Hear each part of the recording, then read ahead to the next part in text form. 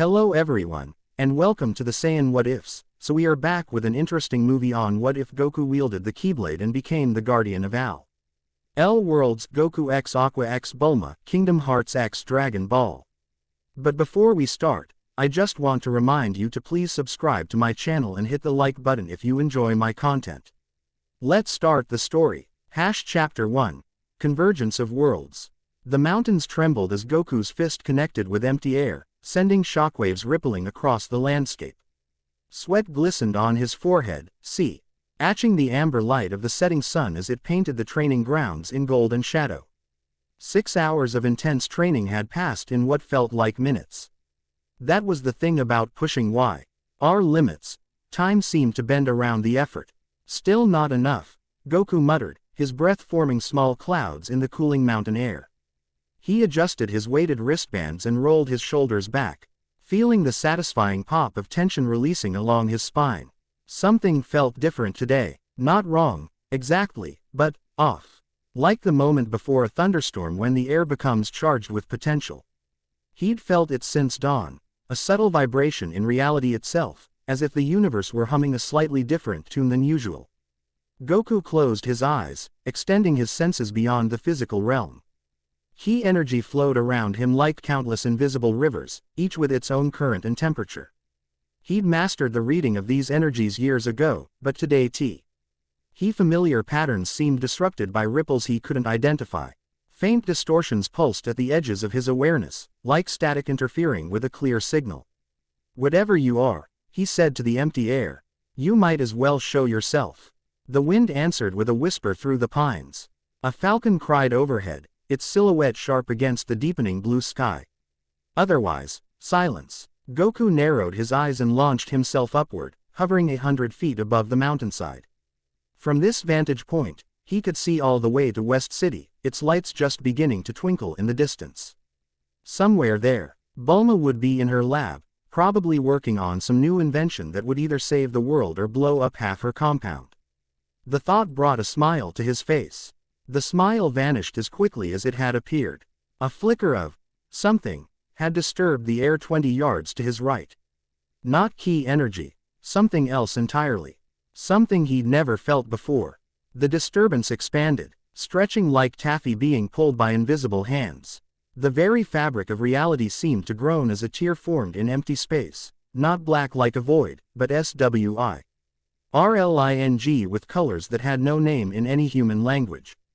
The rift pulsed, expanding and contracting like a breathing thing. "Well, that's new," Goku said, floating closer with cautious curiosity rather than fear. Years of facing universal threats had taught him to evaluate before reacting. This anomaly didn't feel malevolent, just wrong. Like it didn't belong in this dimension. The rift suddenly convulsed, and from its depths emerged creatures unlike anything Goku had encountered before. Small, shadow-like beings with glowing yellow eyes and twitching antennae materialized in the air. They moved with jerky, unnatural motions, their clawed hands flexing as their heads swiveled to fix their gaze on him. "Hey there," Goku called out, more from habit than any expectation of response. "You guys lost or something?" The shadow creatures offered no reply. Instead, they began circling him, their movements becoming more coordinated with each passing second. Goku counted 12 of them now, each seemingly made of living darkness. Not much for conversation, huh? Goku cracked his knuckles, a grin spreading across his face. "That's okay. I was hoping for a little more exercise anyway." The first creature lunged without warning, its claws slashing toward Goku's chest. He sidestepped with casual ease, the attack missing him by inches. 2 more immediately followed, coming at him from different angles. Goku spun, delivering a roundhouse kick that should have sent the nearest creature flying, only to find his leg passing through it as if it were made of smoke. The momentary surprise cost him, as another creature raked its claws across his arm, leaving a burning sensation unlike normal pain. "Okay, that's interesting." Goku examined the shallow cuts on his forearm. They glow with an unsettling purple light before fading to normal scratches. "Physical attacks don't work, huh? Let's try something else." Gathering his ki, Goku released a controlled energy blast toward the nearest cluster of creatures. The golden light enveloped them, and passed right through, dissipating harmlessly into the distance. The shadow beings seemed to grow more agitated, their movements becoming faster and more erratic. They converged on Goku from all sides, forcing him into evasive maneuvers. For the first time in years, he felt genuinely uncertain about how to fight an enemy. If physical attacks and ki won't work, Goku muttered, narrowly avoiding another slash. He needed to try something different, something beyond his usual repertoire. In that moment of desperate need, something answered. A tingling sensation ran from Goku's heart down to his right hand, like an electrical current seeking ground. Light, not the golden glow of ki, but something brighter, purer, gathered in his palm. The sensation was foreign yet strangely familiar, as if awakening a part of himself he never knew existed. With a flash that momentarily outshone the setting sun, an object materialized in Goku's hand. It resembled a massive ki, but unlike any ki he'd ever seen. Its hilt was protected by an oval guard, and a long, silver shaft extended from it, ending in teeth that formed a cutting edge. A chain dangled from the hilt, ending in a small emblem that resembled a dragon ball with 7 stars. What in the... Goku didn't have time to finish his thought as the shadow creatures recoiled from the weapon. Their behavior instantly changing from aggressive to wary. The key-shaped weapon felt perfectly balanced in his hand, as if crafted specifically for him. Power radiated from it, different from ki energy, warmer somehow. More connected to his very essence rather than his physical strength. Acting on pure instinct, Goku swung the ki at the nearest shadow creature. This time, his attack connected with solid resistance. The being dissolved into wisps of darkness that faded into nothingness, leaving behind a small, glowing heart that floated upward before disappearing. Now we're talking, Goku exclaimed, a familiar battle excitement rising within him. He launched himself at the remaining creatures with renewed confidence. Each swing of the ki weapon felt more natural than the last. As if he'd been using it his entire life. The shadow beings fell one after another, dissolving into darkness and releasing those strange, floating hearts. The last creature attempted to flee toward the dimensional rift. But Goku was faster. With a diagonal slash, he dispatched it like the others. As the final heart drifted away, the weapon in his hand pulsed with light. Goku landed back on the mountain ledge, examining the key-shaped blade with newfound curiosity. Its weight shifted subtly in his grip, responding to his thoughts almost like a living thing. "What are you?" he asked quietly, running his fingers along the smooth metal.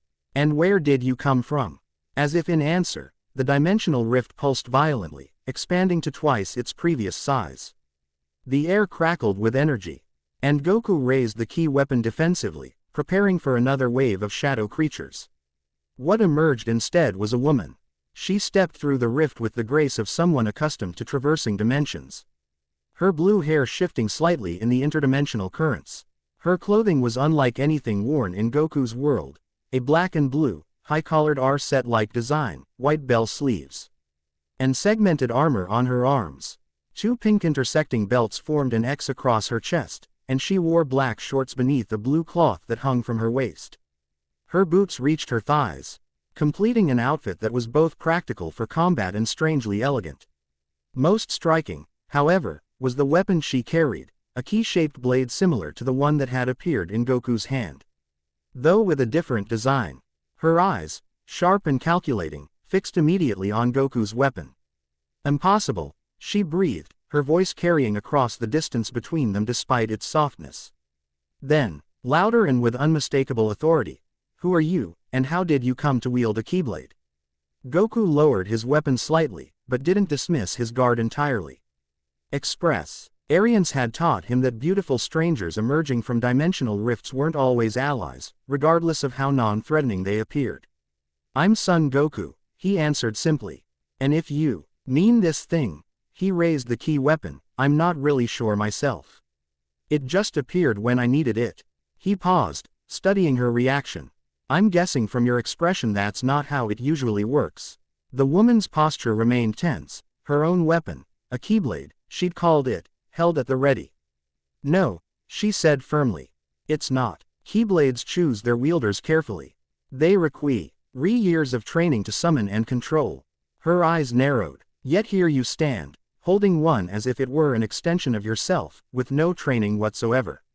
Well, I've got plenty of training. Goku replied with a good-natured shrug.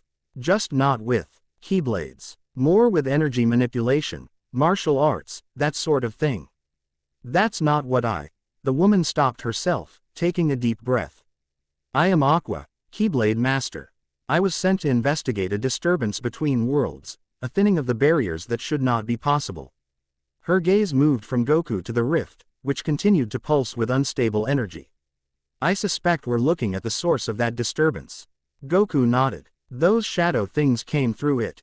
What were they? Heartless, Aqua replied, her expression darkening. Beings born from the darkness in people's hearts. Where they appear, calamity follows. She stepped closer, her movements cautious but deliberate.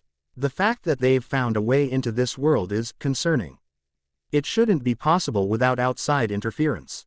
Someone's controlling them. Not controlling, exactly, but someone, or something, has weakened the barriers between worlds enough for them to slip through. Aqua's attention returned to Goku's Keyblade. May I? Goku hesitated only briefly before extending the weapon toward her, handle first. Sure. The moment Aqua reached for it, however, the Keyblade vanished in a flash of light, only to reappear instantly in Goku's hand. Both of them stared at it in surprise. Well, that answers one question, Aqua said, a note of reluctant respect entering her voice. It has definitely chosen you. Keyblades cannot be taken. They must be freely given by their true wielder. She sighed, some of the tension leaving her shoulders. It seems I have more questions than answers now. Join the club, Goku replied with a grin that belied the seriousness of the situation. But standing around here won't get us answers. I know someone who might be able to help figure out what's going on with these rifts, someone who's pretty good with impossible problems. Aqua raised an eyebrow, intrigued despite her lingering suspicion. And who might that be? Quote, her name's Bulma, Goku said, his Keyblade vanishing in a shower of light particles as he relaxed his stance. She's the smartest person I know. If anyone see and make sense of dimensional rifts and Heartless, it's her. Before Aqua could respond, her attention snapped to something over Goku's shoulder. Her Keyblade raised defensively. We have company. Gee. Goku turned to see 3 more rifts opening in the sky above them, each disgorging a new type of Heartless, larger, more humanoid creatures with armored bodies and clawed hands that looked capable of tearing through steel. I assume these are also Heartless? Goku asked, calling his Keyblade back to his hand with a thought. The action felt surprisingly natural now, as if he'd been doing it all his life. Soldiers, Aqua confirmed, dropping into a combat stance that spoke of years of disciplined training. More dangerous than the shadows you faced before. Don't underestimate them. Goku's grin widened, a familiar battle excitement lighting his eyes. Wouldn't dream of it. They moved simultaneously, Aqua launching herself toward the leftmost enemies while Goku took the right. The Heartless' soldiers proved substantially more resilient than the shadows, meeting their attacks with counters of their own. One caught Aqua's Keyblade on its armored forearm, using the moment to lash out with its other claw. She twisted away with ballistic grace, retaliating with a sweeping strike that cleaved through its midsection. Goku, meanwhile, found himself adapting his martial arts techniques to accommodate the Keyblade's unique properties. Where he would normally have delivered a punch, he now followed through with the weapon's edge. When a kick would have created distance, he instead used the Keyblade to parry and riposte. It was like learning to fight all over again, challenging but exhilarating. Behind you, Aqua called out, her voice cutting through the sounds of combat. Goku reacted without thinking, spinning and bringing his Keyblade up in a diagonal arc that caught an attacking soldier mid-leap. The Heartless dissolved, its released heart floating skyward to join others already ascending. Thanks, Goku called back, immediately returning the favor by firing a small, controlled ki blast at the ground near Aqua's feet. The explosion didn't harm the Heartless directly, but the debris it kicked up distracted them long enough for Aqua to dispatch 2 with a graceful spinning attack. More rifts opened, disgorging additional Heartless. For every one they destroyed, 2 more seemed to take its place. Goku and Aqua found themselves gradually pushed back toward the mountain's edge. There are too many, Aqua shouted, her Keyblade trailing blue energy as she cut through another soldier. We need to close those rifts. How do we do that? Goku called back, delivering a blow that sent 3 Heartless tumbling through the air. The Keyblade, it can lock or unlock any gateway. Aqua dispatched another enemy before continuing. Point it at the largest rift and focus your will on closing it. Goku nodded, creating space around himself with a burst of ki energy that pushed the nearest Heartless back. Raising his Keyblade toward the central rift, he concentrated, trying to channel his will through the weapon as Aqua had instructed. Nothing happened. It's not working, he shouted, narrowly avoiding a soldier's lunging attack. Aqua appeared at his side, her breathing slightly labored but her movements still precise. You need to connect with the Keyblade's heart, she explained. It's not just a weapon, it's an extension of your own heart's power. My heart's power, Goku repeated, confused yet intrigued. He was accustomed to drawing on ki, the energy of life itself, but this concept of heart-based power was new to him. Before he could pursue the thought further, a massive Heartless emerged from the central rift. Unlike the smaller varieties they'd been fighting, this one stood nearly 15 feet tall, with muscular arms, a heart-shaped hole in its torso, and a mane of writhing tentacles where hair should be. Darkside, Aqua breathed, genuine C. Ansern crossing her features for the first time. This is worse than I thought. That type of Heartless only appears when a world's heart is under direct threat. Goku assessed the new enemy with the practiced eye of a warrior who had faced countless powerful foes. Big doesn't always mean tough, he said, though high SF its earlier levity. What's its weakness? The hands and head, Aqua replied, already moving to position herself strategically. But be careful, it can summon pools of darkness that spawn more shadows.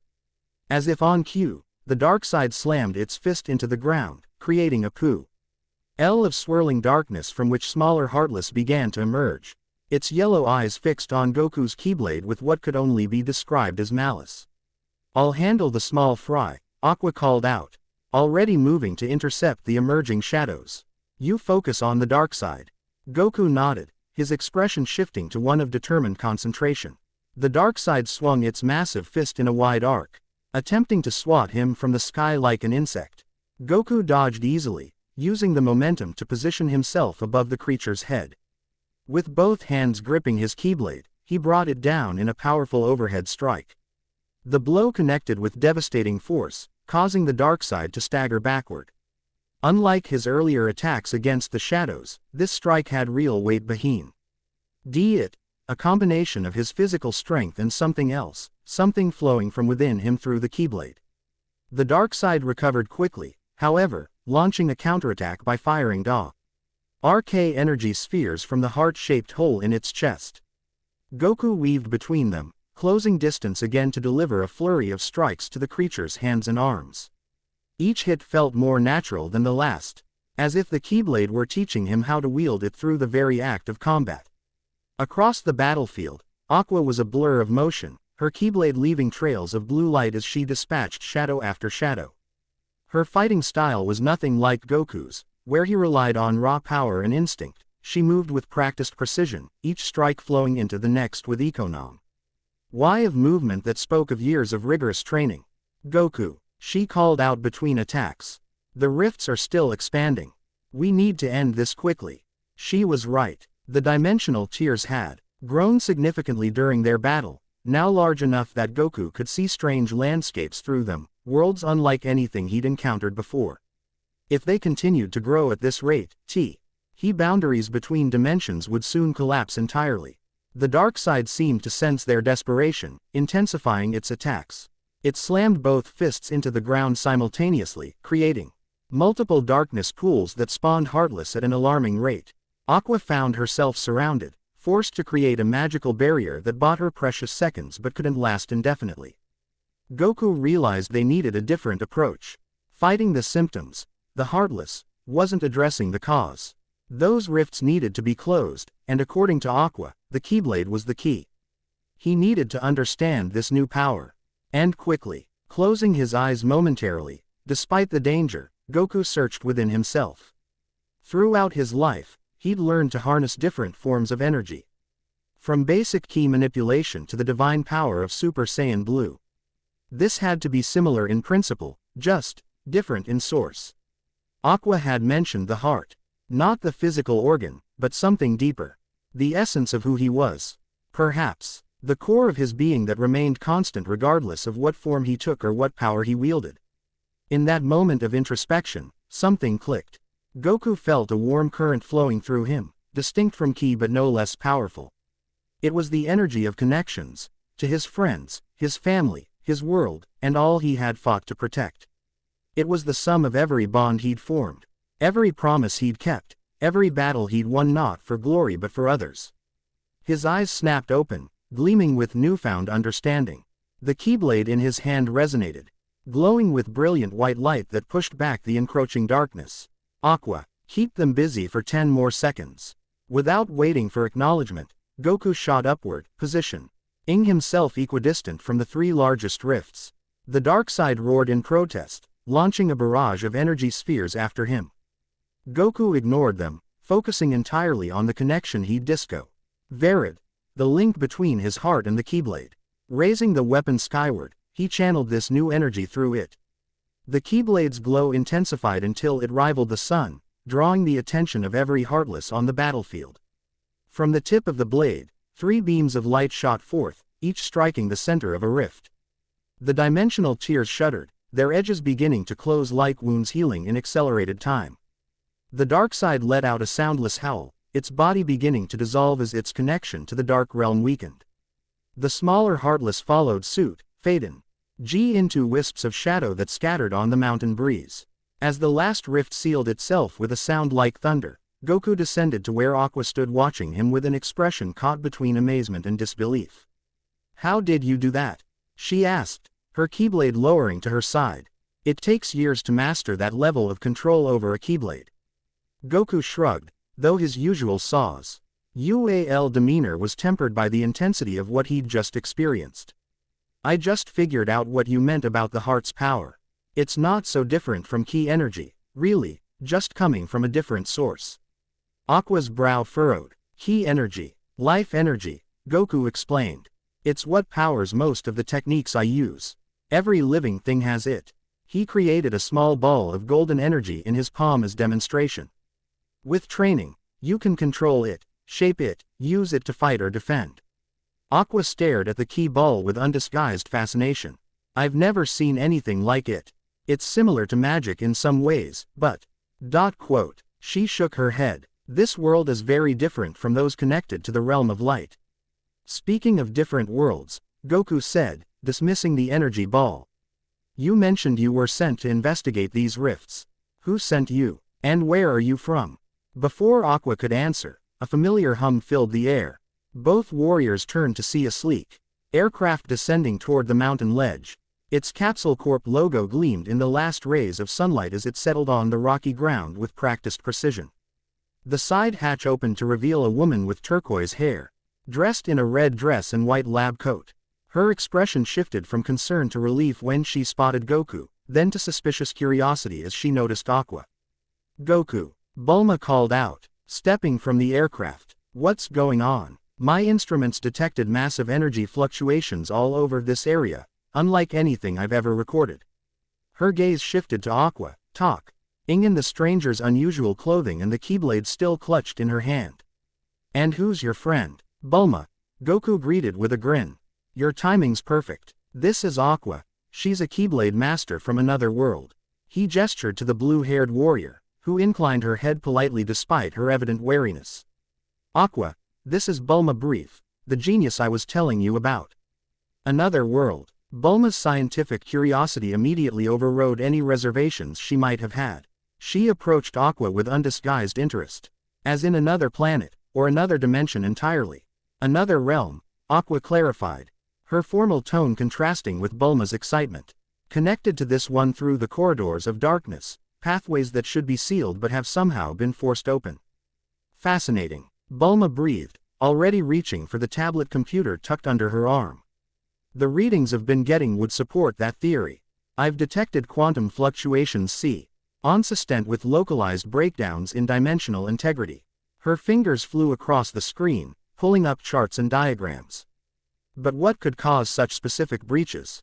The energy signature is like nothing in my database." Prized by how quickly Bulma had grasped the situation, Aqua's initial reserve seemed to soften slightly in the face of such scientific acumen. That's what I came to discover, Aqua explained. In my world, there are those who seek to harness the power of Kingdom Hearts, the heart of all worlds. Their experiments may be causing these disturbances as a side effect. Or it could be deliberate. Goku suggested, his expression unusually serious. Those heartless things didn't seem like accidents to me. They were drawn to us, to the Keyblade specifically. He raised his hand, summoning his Keyblade in a flash of light that made Bulma step back in surprise. Whoa, Bulma exclaimed, her eyes widening. Since when can you do that? Since about an hour ago, Goku replied with a sheepish grin. It just sort of appeared when I needed it. Bulma's scientific mind was already racing ahead. May I? She asked, approaching with her scanner. When Goku nodded, she began taking readings of the Keyblade. Her expression growing increasingly fascinated. The energy signature is incredible. Nothing like Ki or even the divine energy you access in your Super Saiyan God forms. It's almost like it exists partially in another dimension. Aqua watched this exchange with growing interest. Your understanding of interdimensional energies is impressive, she said to Bulma. In my experience, few worlds possess such advanced scientific knowledge of the metaphysical realms. Bulma's pride was evident in her smile. Well, when your best friend is a Saiyan who keeps breaking the limits of what should be physically possible, you learn to think outside conventional scientific boundaries. She turned back to her readings, her brow furrowing. These disturbances aren't isolated, by the way. I'm detecting similar energy signatures all over the planet, smaller than what happened here, but growing in frequency and intensity. More rifts, Aqua concluded grimly. More pathways for the heartless to enter your world. Which means more trouble, Goku added, though the slight upturn of his lips suggested he wasn't entirely displeased by the prospect of further challenges. But also more chances to figure out who or what is behind this. Bulma's tablet emitted a series of urgent beeps. Her expression changed from scientific curiosity to alarm as she read the incoming data. Speaking of trouble, I'm detecting a massive energy disturbance forming over West City. Much larger than anything I've recorded so far. Goku's demeanor shifted instantly from casual to focused. How long? Minutes. Maybe less. Bulma was already heading back to her aircraft. We should get there immediately. If these heartless things attack in the city, the casualties could be catastrophic, Aqua finished. Her Keyblade flashing as she dismissed it. Heartless are drawn to the darkness in people's hearts. A city filled with fear and confusion would be a feast for them. Without further discussion, they boarded Bulma's aircraft. As the engines fired up, Goku found himself looking at his hand where the Keyblade had been moments before. The weapon had answered his call in a moment of need, but he sensed there was far more to it than combat potential. If what Aqua said was true, if these rifts were just the beginning, then mastering this new power wasn't just an exciting challenge. It might be necessary for the survival of his world. The aircraft lifted off, banking sharply as Bulma set course for West City at maximum speed. Inside the cabin, Aqua stood by the window, her reflection overlaid against the darkening landscape below. Her expression was unreadable, but the tension in her posture spoke volumes. I've seen many worlds, she said quietly, almost to herself. But never one quite like this. Goku moved to stand beside her, his usual carefree demeanor tempered by the gravity of their situation. Is that a good thing or a bad thing? Aqua turned to look at him directly, studying his face as if searching for something. I'm not certain yet, she admitted. Your world's energy, this key you mentioned, it interacts with the power of the heart in ways I've never witnessed before. It makes you unpredictable. I get that a lot, Goku replied with a small smile. It's not just you, Aqua continued, her gaze returning to the window. This entire world exists outside the realms I'm familiar with. It's neither of light nor darkness, but something adjacent. That might explain why the barriers were so easily breached. From the pilot's seat, Bulma called back, approaching West City. You might want to see this. They moved forward, looking through the main viewport as the city came into view. Even from a distance, the anomaly was impossible to miss. A massive rift had opened directly above the downtown area, its swirling darkness outlined by crackling energy that cast an eerie glow over the buildings below. Unlike the smaller IFTs they'd encountered in the mountains, this one appeared stable, its edges clearly defined and holding steady. That's no accident, Aqua said, her voice hardening. Someone is maintaining that portal deliberately. Goku's eyes narrowed as he studied the rift. Can you sense it? There's something different about this one. It feels controlled. Bulma consulted her instruments, concern deepening the lines on her face. The energy readings are off the charts, but they're not chaotic like the others. There's a pattern to the quantum fluctuations, almost like a signature. Or a message, Aqua suggested. As they drew closer, they could see Heartless pouring from the rift. Not just shadows and soldiers, but larger, more diverse types that Goku hadn't encountered before. Some flew on bat-like wings, while others crawled along building facades with insectoid limbs. Citizens ran in panic through the streets as emergency services struggled to respond to a threat they couldn't possibly understand. We need to get down there, Goku said, already moving toward the aircraft's exit hatch. Wait, Bulma called, bringing the vehicle to a hover at a safe distance. Before you go charging in, we should try to understand what we're dealing with. If someone is controlling these rifts, they might be watching for your response. Aqua nodded in agreement. Bulma's right. This feels like a provocation, perhaps even a trap. Goku paused, recognizing the wisdom in their caution even as his instincts urged him to act. So what's the plan? Before either woman could respond, a new Distraba NCE manifested directly in front of their aircraft.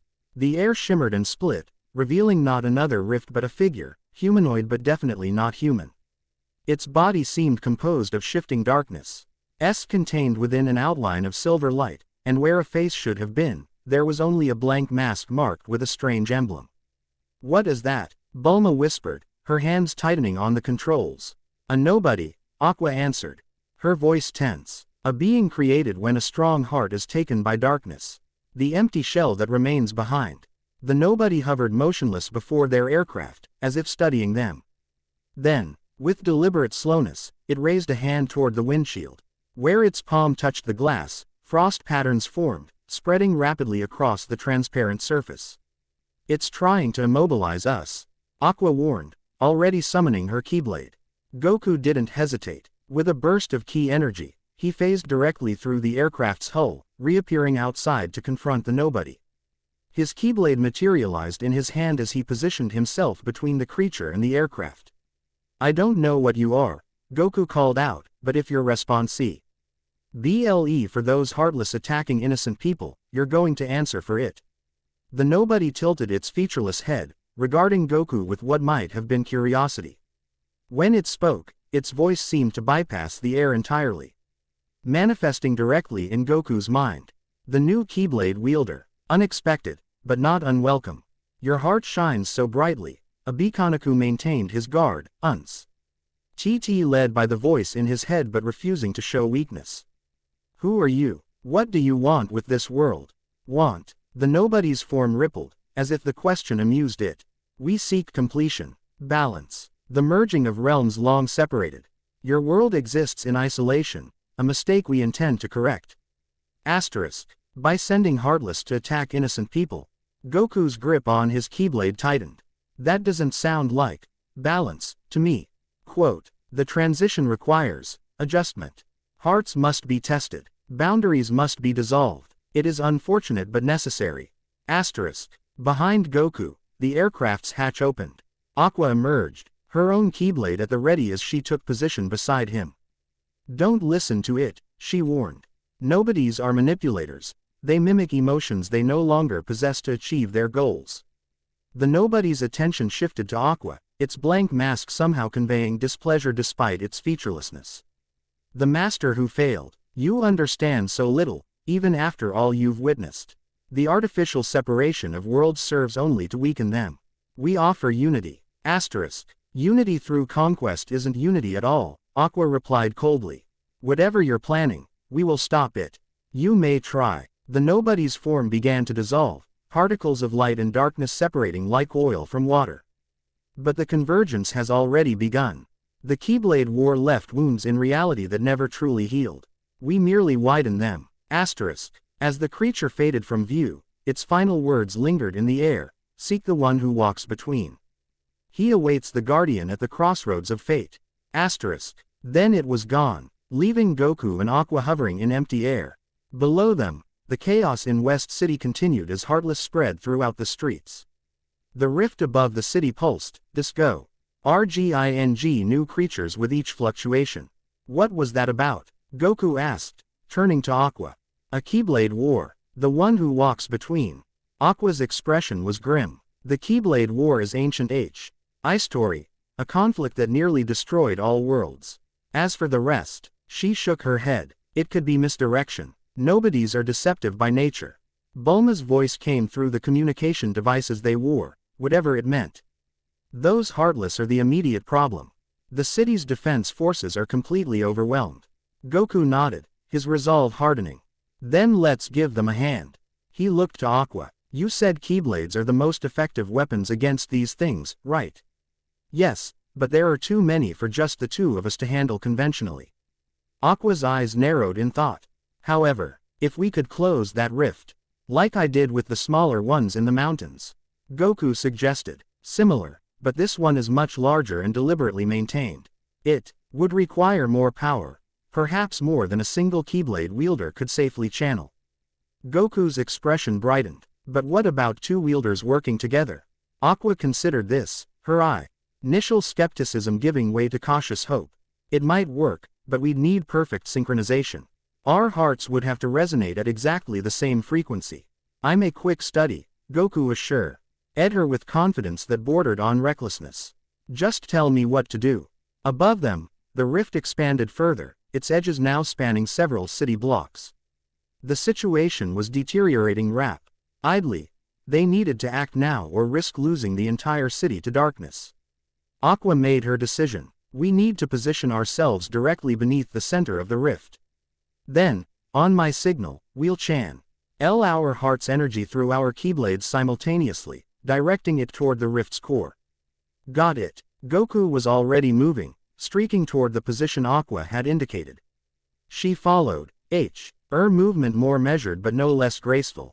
As they took position beneath the massive dimensional tear, Heartless began to converge on them, sensing the threat they posed to the rift.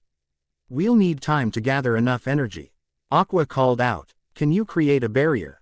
Goku nodded, understanding immediately what she needed. Channeling his ki, he created a dome of energy around them, powerful enough to repel the approaching Heartless temporarily. It won't hold forever, he warned, already feeling the strain as dozens of creatures hurled themselves against the barrier. Whatever you're planning, we should do it quickly. Aqua positioned herself back to back with Goku, her Keyblade raised toward the rift. Focus on your heart's connection to this world, she instructed. On everything and everyone you wish to protect. Let that desire flow through you into your Keyblade. Goku closed his eyes, following her guidance. He thought of his family, his friends, the countless people Earth he'd fought to protect over the years. He thought of the peace they'd earned through sacrifice and struggle, now threatened by these invaders from another dimension. The warmth he'd felt yearly, when discovering his connection to the Keyblade returned, stronger this time, flowing through him like a river of light. I can feel it, he said, his voice quiet but intense. It's different from Ki, more personal somehow. That's the power of the heart, Aqua confirmed, her own energy building as she spoke. Now, direct it upward through your Keyblade. Let it shape itself to your will, the will to close this rift. To protect your world. Their Keyblades began to glow in unison, Goku's with golden white light, Aqua's with blue-silver. The energies spiraled around each other, creating a helix of power that stretched toward the rift above. Outside their protective dome, Heartless threw themselves against the barrier with increasing frenzy, sensing the threat to their entry point. Now, Aqua commanded, her voice rising above the chaos. Together, they channeled the full force of their combined heart energy into the rift. The beam of intertwined light struck the center of the dimensional tear, meeting resistance unlike anything Goku had encountered with the smaller rifts. This portal fought back, its edges flaring with dark energy that pushed against their attack. Something's maintaining it from the other side. Aqua gritted out, the strain evident in her voice. We need more power. Goku didn't hesitate, drawing on his years of experience pushing beyond his limits. He tapped into the wellspring of power that allowed him to transform into a Super Saiyan. Golden energy erupted around him, his hair shifting from black to brilliant gold as his eyes changed to teal. He transformation sent a surge of additional power through his Keyblade, intensifying the beam striking the rift. Aqua gasped in surprise but quickly adapted, channeling her own power to match his increased output. The combined energies pulsed, pushing deeper into the rift's structure. Slowly, the dimensional tear began to contract, its edges folding inward against the pressure of their attack. The Heartless outside their barrier redoubled their efforts to break through, sensing their portal home was closing. Goku's Ki dome flickered as his concentration split between maintaining the barrier and channeling energy through his Keyblade. Almost there, Aqua encouraged, her own power reaching its limits. Just a little more. With a final surge of will, they pushed their combined heart energy to its maximum. The beam of light expanded, engulfing the entire rift in its brilliance. For a moment, the dimensional tear seemed to hang suspended, caught between existence and closure. Then, with a sound like thunder collapsing inward, it sealed itself completely. The backlash of energy sent both Keyblade wielders tumbling through the air. Goku recovered first, his Super Saiyan aura allowing him to stabilize himself quickly. He shot downward, catching Aqua before she could fall far. "You okay?" he asked, supporting her as she regained her equilibrium. Aqua nodded, though her breathing was labored. "Yes, thank you." She looked upward to where the rift had been, now just empty sky. "We did it, but that what was that?" "Super Saiyan," Goku explained, allowing the golden Ra to fade as he returned to his base form. "It's a power my people can access under certain conditions. Multiplies my strength and speed considerably." "Your people? You mean you're not human?" "Not exactly. I'm a Saiyan. Well, raised on Earth, but born on planet Vegeta." Goku's casual revelation of his alien heritage was delivered with such matter-of-factness that it took Aqua a moment to process it. Before she could respond, Bulma's aircraft descended toward them, hovering nearby. Her voice came through their communication devices. "The rift is closed, but we've still got Heartless all over the city. Without their portal home, they're going berserk." Goku and Aqua exchanged glances, both recognizing that their work was far from done. "We need to clear them out," Goku said, summoning his Keyblade once more. "Before they cause any more damage." Aqua nodded in agreement. "We should split up to cover more ground. I'll take the eastern sectors if you handle the west." "Deal." Goku as about to depart when Bulma's voice stopped him. "Wait, I've been analyzing the data from when you closed the rift. There's something you should know." The concern in her voice was unmistakable. She had dimensional tear. It wasn't just a random phenomenon. It was created using technology that combines elements I recognize with something completely foreign. "What are you saying?" Aqua asked, her fatigue momentarily forgotten. "I'm saying someone on this world is working with whoever sent those nobodies. The energy signature has traces of Capsule Corp experimental technology, specifically, JECTS I've been developing for interdimensional communication." Goku's expression darkened. "Someone stole your research." "Not stole," Bulma corrected. "Modified. And recently, too. The only people with access to those projects are my top research team and a few government officials." The implications hung heavy in the air. Not only were they facing an invasion from another dimension, but someone on Earth was actively facilitating it, someone with access to cutting-edge technology and, presumably, considerable resources. "We'll deal with the Heartless first," Goku decided after a moment's thought. "Then we focus on finding this collaborator." Aqua agreed with a nod. "The immediate threat takes priority. But this connection to your world's technology explains why the barriers between dimensions were so easily breached. Someone has been deliberately weakening them from this side. The question is why," Bulma added. "What could anyone hope to gain by helping these creatures invade our world?" Goku's answer was grim but determined. "We'll ask them when we find them." With that, the two Keyblade wielders separated, each heading toward their assigned sectors of the city.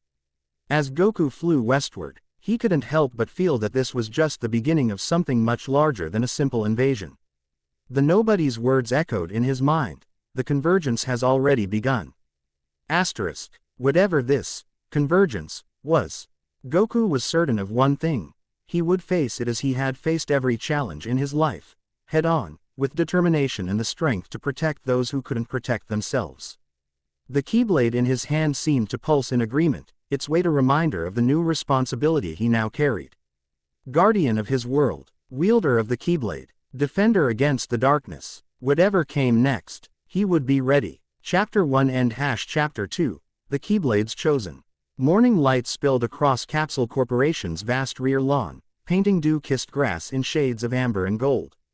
Birds called to one another from the ornamental cherry trees that lined the property's eastern edge, their melodies providing a peaceful counterpoint to the sound of me. Tall striking metal that rang out from the center of the expansive grounds. Goku skidded backward, his boots carving shallow trenches in the manicured lawn. Sweat beaded on his forehead as he raised his Keyblade horizontally to block another precisely aimed strike from Aqua. The impact sent vibrations down his arms, different from anything he'd experienced in countless battles before. These weapons channeled energy in ways that defied the physical laws he'd grown accustomed to. They responded to will and heart as much as to muscle and bone. Your defense is improving, Aqua noted, her tone professional yet encouraging as she stepped back, her own Keyblade held in her distinctive reverse grip. But you're still relying too much on brute strength. The Keyblade isn't a conventional weapon, it's an extension of your heart. So you keep saying, Goku replied with a good-natured grimace, rolling his shoulder where her last attack had nearly broken through his guard. But old habits are hard to break. I've spent my whole life fighting one way, with my body and ki. Aqua circled him slowly, her movements fluid and precise. 3 days had passed since the West City incident, and she'd taken on the role of his impromptu Keyblade instructor with a seriousness that reminded Goku of his old martial arts teachers. Unlike them, however, she was teaching him to unlearn as much as to learn. Quote, traditional combat training focuses on the body, she explained, gesturing for him to adjust his stance. Keyblade wielding begins with the heart. Your physical strength is impressive, extraordinary, but it's only one component of what makes a true Keyblade master. Goku nodded, making the suggested adjustment. His natural talent for combat adaptation had served him well during these training sessions. But even he had to admit that mastering the Keyblade presented unique challenges. It wasn't just a matter of technique or power, it was something more fundamental, more intimate. Let's try something different, Aqua suggested, dismissing her Keyblade in a flash of light. Close your eyes. Goku complied, though his senses remained alert from years of battle conditioning. Now, dismiss your Keyblade, Aqua instructed. He did so, feeling the weight vanish from his hand as the weapon disappeared in a shower of light particles. Good. Now, I want you to summon it again, but this time, don't think about the weapon itself.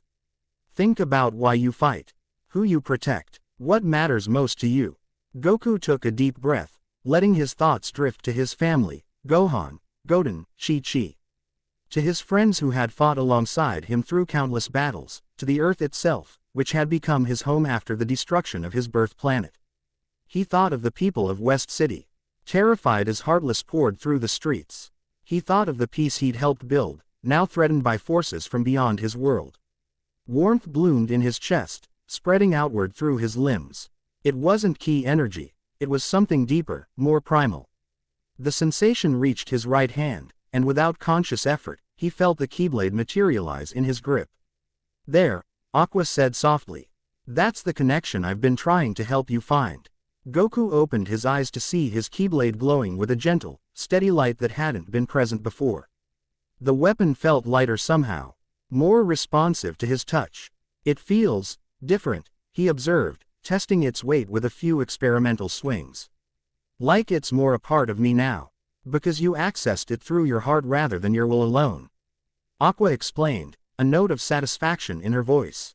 The Keyblade chooses its wielder based on the strength of their heart, not just their courage or determination, but their capacity for connection, for caring about others. A smile spread across Goku's face as understanding dawned. So that's why it feels so natural when I'm fighting to protect someone. But more awkward when we're just training. Exactly. Aqua summoned her own Keyblade again, its blue-silver length catching the morning light. Now, let's see if you can maintain that connection during combat. She lunged forward without warning, her attack Kami angle. Instead of blocking as he had before, Goku found himself responding with an intuitive parry that redirected her momentum past him. The move wasn't one she had taught him, it seemed to come from the Keyblade itself, as if the weapon were guiding his movements. Aqua's eyes widened slightly in surprise before narrowing in assessment. "Very good," she commented, recovering her balance with dancer-like grace. "You're beginning to let the Keyblade guide you." Their training session resumed with renewed intensity, but the Nadu-Ri of their exchange had fundamentally shifted. Rather than struggling against each other, they had begun to engage in a dialogue of sorts, their Keyblades extensions of their intentions and hearts. From the balcony of the main Capsule Corp building, two figures watched the training with vastly different expressions. Bulma leaned against the railing, a cup of coffee cooling beside her as she made notes on a tablet. Beside her, Android 18 stood with arms crossed, her ice blue eyes tracking every movement with calculated precision. "His adaptation rate is remarkable," 18 observed, her tone Florida.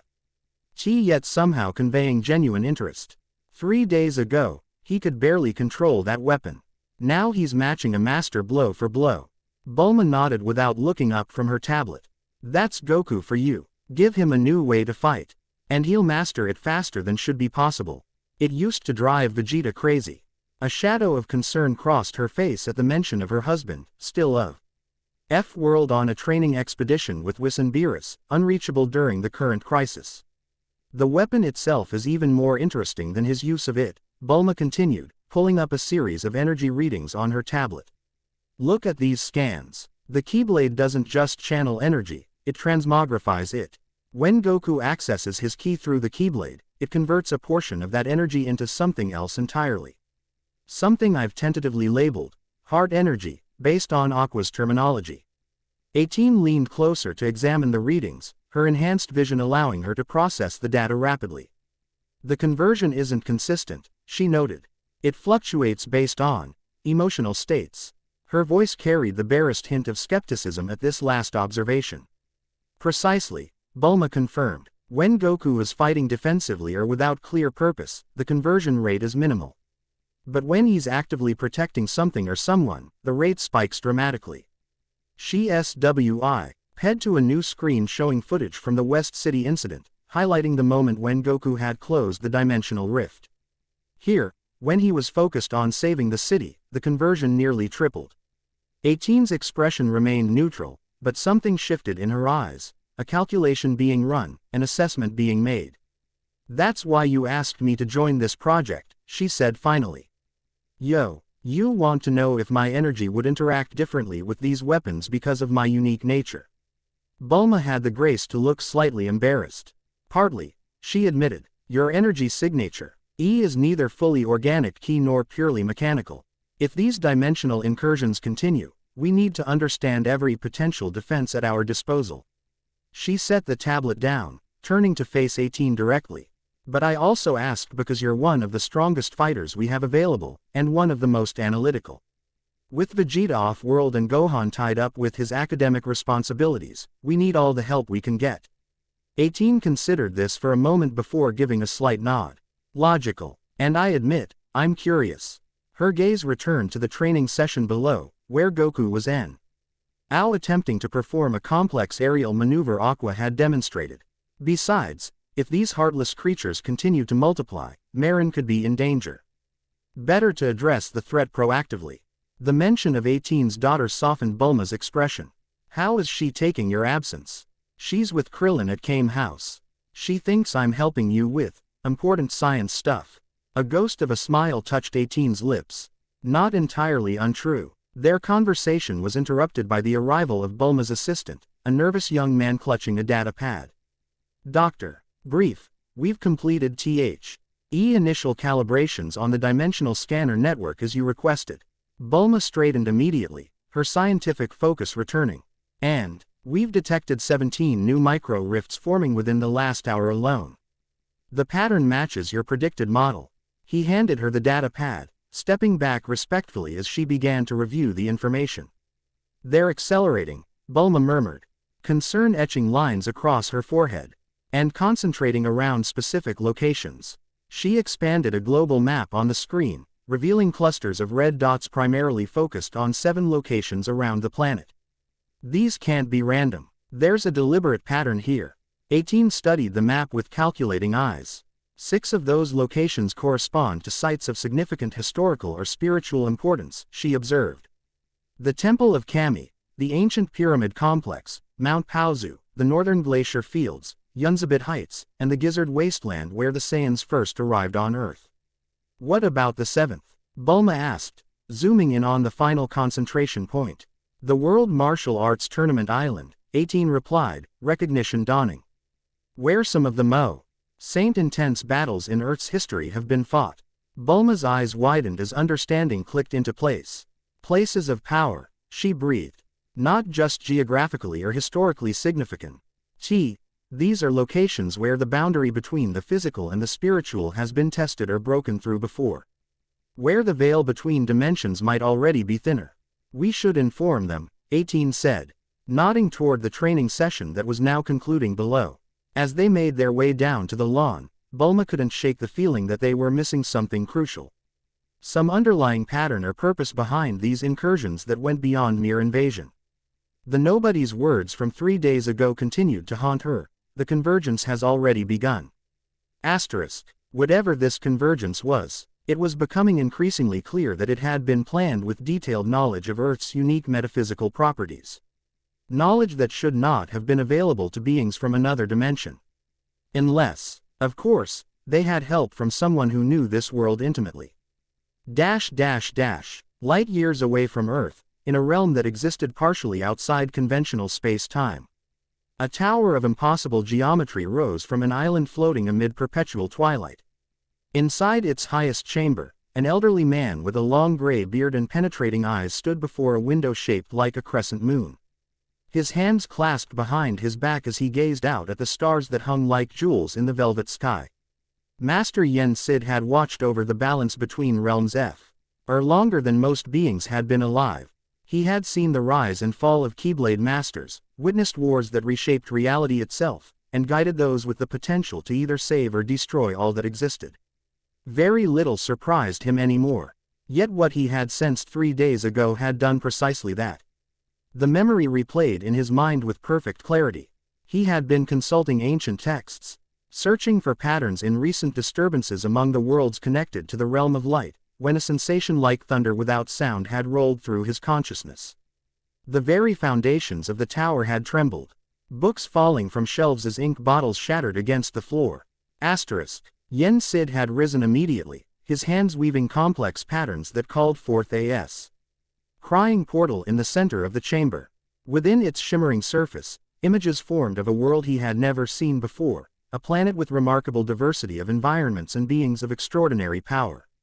And there, at Turbance, a man with spiky black hair facing creatures of darkness with a weapon that should not have been possible for him to wield, a Keyblade. Not just any Keyblade, but one whose design was unknown to Yen Sid, a new creation, born from the heart of a warrior from outside the known realms. Impossible, he had whispered, watching as the man instinctively channeled power through the Keyblade to seal a rift between dimensions. The energy he commanded was unlike anything Yen Sid had encountered in all his centuries, not light, not darkness, but something that existed independent of both. Yet capable of interacting with either. He had summoned Aqua immediately, briefing her on what little he understood of the situation.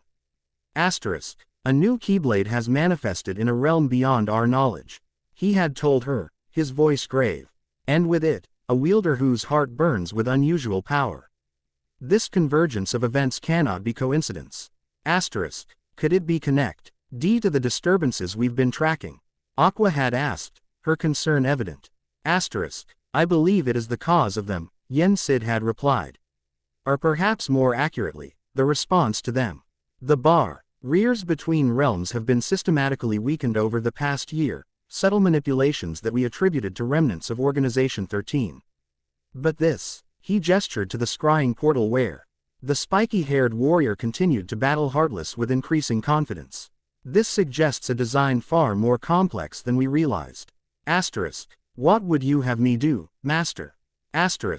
Go to this world, find this new wielder, Determine whether he represents hope for the restoration of balance, or a harbinger of greater chaos to come. Yen Sid's expression had softened slightly. And Aqua, approach with an open heart. This warrior appears to possess great power, but also a spirit untainted by darkness. He may be an ally we desperately need in the coming conflict. Asterisk. The memory faded as Yen Sid turned from the window, his attention drawn to the ancient tome that lay open on his desk. Its pages contained records of the First Keyblade War, a conflict that had shattered the original world into the fragmented realms that now existed. One passage in particular had caught his attention. When the boundaries between realms grow thin, a guardian shall arise from beyond the known. Neither of light nor darkness, but of the primal force that preceded both. The convergence cannot be prevented, only guided toward harmony rather than destruction. Asterisk. Yen Sid had dismissed these words as metaphor. Cal when he first studied them centuries ago. Now, he wondered if they might be prophetic, a forewarning of exactly the events now unfolding. He waved a hand over the desk, conjuring another scrying portal. Within it, he could see Aqua training the new wielder, guiding him through forms and techniques that he absorbed with remarkable speed. Yen Sid observed the warrior's movements with growing interest. His fighting style was unlike any Keyblade wielders he had seen before, raw and instinctive, yet surprisingly effective. More importantly, the Keyblade itself seemed to be adapting to its wielder, rather than the other way around. Fascinating, Yen Sid murmured. The weapon evolves with him. This development confirmed his suspicions that they were dealing with something unprecedented. He questioned remained whether this represented an opportunity or a threat. The barriers between realms existed for good reason. Their dissolution could lead to catastrophic consequences for all worlds involved. Yet there was something about this new wielder, this, Goku, as Aqua had named him in her reports, that suggested possibility rather than peril. A purity of purpose that transcended the traditional dichotomy of light and darkness.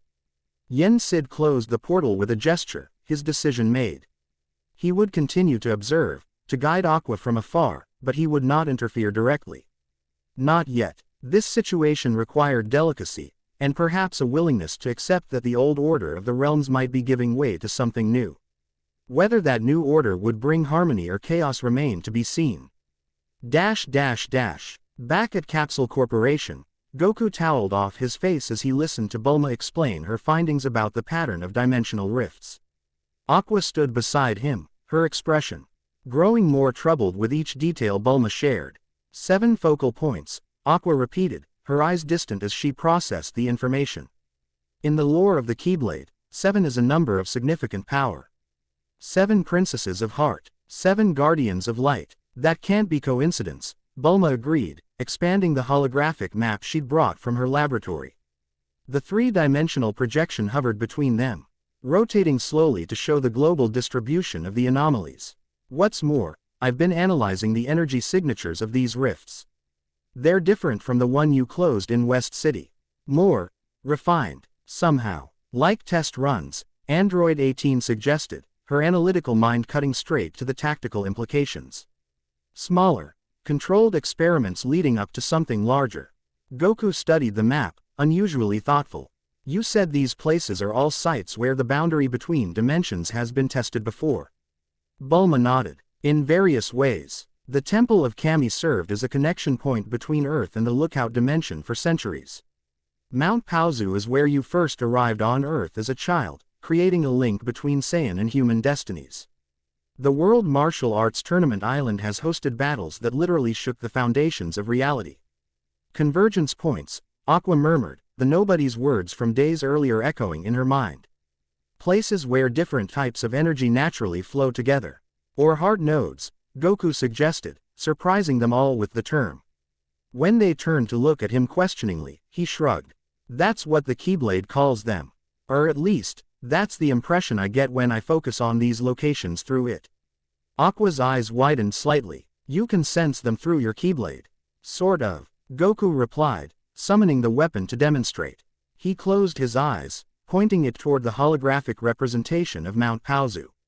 The Keyblade trembled slightly in his grip, its tip emitting a soft glow that corresponded to the cluster of rifts on the map.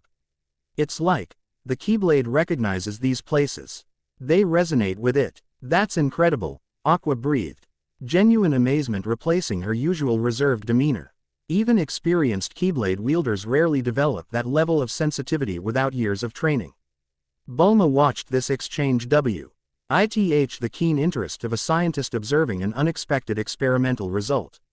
Could your Keyblade help us predict where the next major incursion might occur? She asked Goku. If these smaller FTS are indeed building towards something larger, knowing the primary target would give us a strategic advantage. Goku considered this, testing the weight of the Keyblade in his hand. Maybe. It seems strongest when I point it toward. He rotated slowly, the weapon's glow intensifying as it aligned with the southwestern quadrant of the map. There. The World Martial Arts Tournament Island. That makes strategic sense, 18 observed coolly. It's isolated enough to limit immediate civilian casualties, yet accessible enough to serve as a foothold for further expansion. And its history of Ting concentrated energy discharges would make it ideal for whatever they're planning. Then that's where we'll focus our preparations, Bulma decided, already making notes on her tablet. All deploy sensors around the island perimeter and alert the World Martial Arts Tournament Committee to postpone any upcoming events. We should investigate the site personally, Aqua suggested, her Keyblade master training evident in her methodical approach. If this is indeed their primary target, there may be signs of preparation already underway, markers or anchors place or rift. Goku nodded in agreement, his usual carefree demeanor tempered by the gravity of the situation. We could go immediately. I can use instant transmission to get us there. Instant what? Aqua asked, confusion momentarily breaking through her composed facade. Instant transmission, Goku repeated with a hint of a smile. It's a technique I learned years ago. Allows me to teleport instantly to any location I can sense. Aqua blinked, processing this new information about her impromptu student's capabilities. That would be extremely useful. Is it similar to the corridors of darkness that some Keyblade wielders use? I don't think so, Goku replied thoughtfully. Those sound like they involve passing through another dimension. Instant transmission is more like folding space so 2 points touch momentarily. Fascinating, Aqua murmured, genuine scientific curiosity replacing her initial surprise. Your world's techniques continue to surprise me. I'll come with you, 18 announced, her tone mocking it clear this wasn't a request but a statement of intent. My energy sensors might detect anomalies that would be invisible to ordinary perception. Bulma nodded in approval. Good idea. I'll monitor from here and coordinate with my satellite network. If anything changes at the other 6 locations, you'll know immediately. With their plan established, Goku placed 2 fingers to his forehead, concentrating on the familiar energy signature of the World Martial Arts Tournament Island. Despite its distance, the location was imprinted in his memory from numerous competitions over the years. Everyone ready? He asked, extending his free hand. You'll need to maintain physical contact for this to work. Aqua hesitated only briefly before placing her hand on his shoulder, while 18 gripped his outstretched forearm with efficient precision. The contrast between them, Aqua's touch tentative yet trusting, 18's pragmatic and calculating, wasn't lost on Goku, though he made no outward acknowledgement of it. We'll be back soon, he assured Bulma, who waved them off with the confident smile of someone accustomed to sending friends into dangerous situations. Try not to destroy the entire island, she called after them. Only half joking. The World Martial Arts Tournament Committee still hasn't forgiven us for the last time. With a slight smile and a ripple of displaced air, Goku and his companions vanished, leaving Bulma alone with her holographic map and the growing sense that they were only beginning to understand the true scope of the threat they faced. The World Martial Arts Tournament Island materialized around them with a gentle sea breeze and the distant cry of gulls.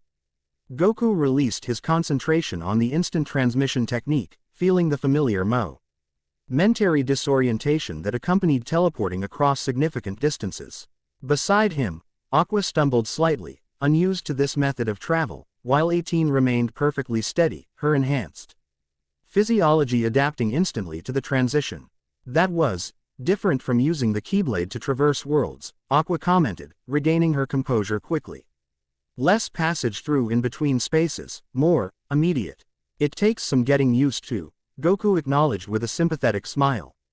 The first time I tried taking passengers, Gohan got sick all over Master Roshi's island. EY had arrived at the northwestern edge of the island, on a rocky outcropping that provided a clear view of both the tournament grounds and the surrounding ocean. The arena itself stood empty, its white stone tiles gleaming in the midday sun. With no tournament scheduled for several months, the island was largely deserted, occupied only by a skeleton maintenance crew and the occasional tourist hopping to stand where legendary battles had taken place. The tranquility of the scene belied the purpose of their visit. Goku could sense immediately that something was wrong with this place. The air felt thinner somehow, charged with potential that prickled along his skin like static electricity. He summoned his Keyblade without conscious thought, responding to a threat his other senses couldn't yet identify. You feel it too, Aqua observed, her own Keyblade materializing in her hand. It wasn't a question. Goku nodded grimly. The whole island feels stretched. Like reality is being pulled too tight. My sensors are detecting quantum fluctuations throughout the area, 18 confirmed, her eyes taking on the slightly unfocused look that indicated she was processing data through her internal systems. Micro rifts are forming and collapsing at a rate of approximately 3 per minute, primarily concentrated around the main arena. Let's check it out, Goku suggested, already moving toward the tournament grounds with the confident stride of someone entering familiar territory. As they approached the main arena, the subtle wrongness of the place intensified. To ordinary human perception, everything might have appeared normal, but to their enhanced senses, the very fabric of reality seemed to shimmer like heat waves rising from sun-baked asphalt. Look there, Aqua pointed toward the center of the arena where the stone tiles formed a perfect square. The fluctuations are centered on that spot. Goku's eyes narrowed as he studied the location she indicated. To his key-sensitive perception, it appeared as though invisible currents of energy were spiraling inward toward that central point, creating a subtle vortex effect that disturbed the natural flow of the world's life force. Something's buried there, he realized aloud, something that doesn't belong in this world. 18 stepped forward, her mechanical components allowing her to approach closer than would be safe for the others. She knelt at the center of the disturbance, placing her palm flat against the stone tiles. There's a device approximately 3 meters below us, she reported after a moment of scanning. Non-terrestrial technology combined with components that match Capsule Corporation designs. Bulma was right, Goku growled, his usual cheerful demeanor darkening. Someone with access to her technology is helping these invaders. Quote, Aqua circled the disturbance cautiously, her Keyblade held at the ready. This is similar to the anchoring devices used by Organization 13 to stabilize corridors between worlds, she observed. But modified to work with your world's energy patterns. Can we disable it? Goku asked, already calculating the precise amount of force needed to shatter the stone without damaging whatever lay beneath. Not without potentially triggering a catastrophic reaction, 18 warned, rising smoothly to her feet. The device is already active, generating a stable pocket dimension between our world and whatever lies beyond the rifts. Disrupting it could cause that pocket to collapse violently. So we can't remove it, Goku summarized, frustration evident in his voice. Can we at least figure out what it's building toward? When the main incursion might happen? 18 hesitated, unusual for her typically decisive nature. The energy buildup suggests a critical mass will be reached in approximately 48 hours. However, she frowned slightly, an expression rarely seen on her normally impassive features. There's something else. The device isn't just creating a pathway between dimensions. It's scanning. Scanning, Aqua repeated, alarm sharpening her tone. Scanning what? Everything, 18 replied simply. The composition of our atmosphere, the geological structure of the island. The background radiation of the planet itself. It's creating a comprehensive analysis of Earth's physical properties. Why would they need that? Goku wondered aloud, though the question was largely rhetorical. None of them had enough information to form a definitive answer. Their speculation was interrupted by a disturbance in the air above the arena. Unlike the violent tears they had witnessed in West City, this rift opened with deliberate slowness, its edges perfectly symmetrical as it expanded of sorts. From within its swirling depths emerged a figure that asked Aqua to inhale sharply in recognition. Organization 13, she breathed, raising her Keyblade defensively. The figure wore the signature black coat of the organization, its hood pulled up to conceal its features. It stepped onto the arena tiles with casual confidence, showing no concern for the three powerful beings watching its arrival. When it spoke, its voice carried the hollow resonance characteristic of nobody's, yet with an underlying tone that suggested amusement. The Keyblade's chosen, and his new companions, it observed, inclining its hooded head slightly in mock greeting. Right on schedule. Goku stepped forward, his Keyblade held ready but not yet in an attacking position.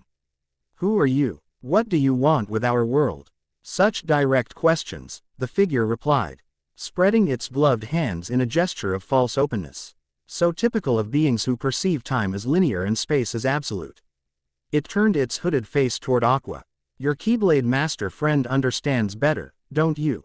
The artificial separation of worlds was never meant to be permanent, merely a quarantine until the conditions for reunification were right. The worlds were separated for good reason, Aqua responded, her voice hard with conviction.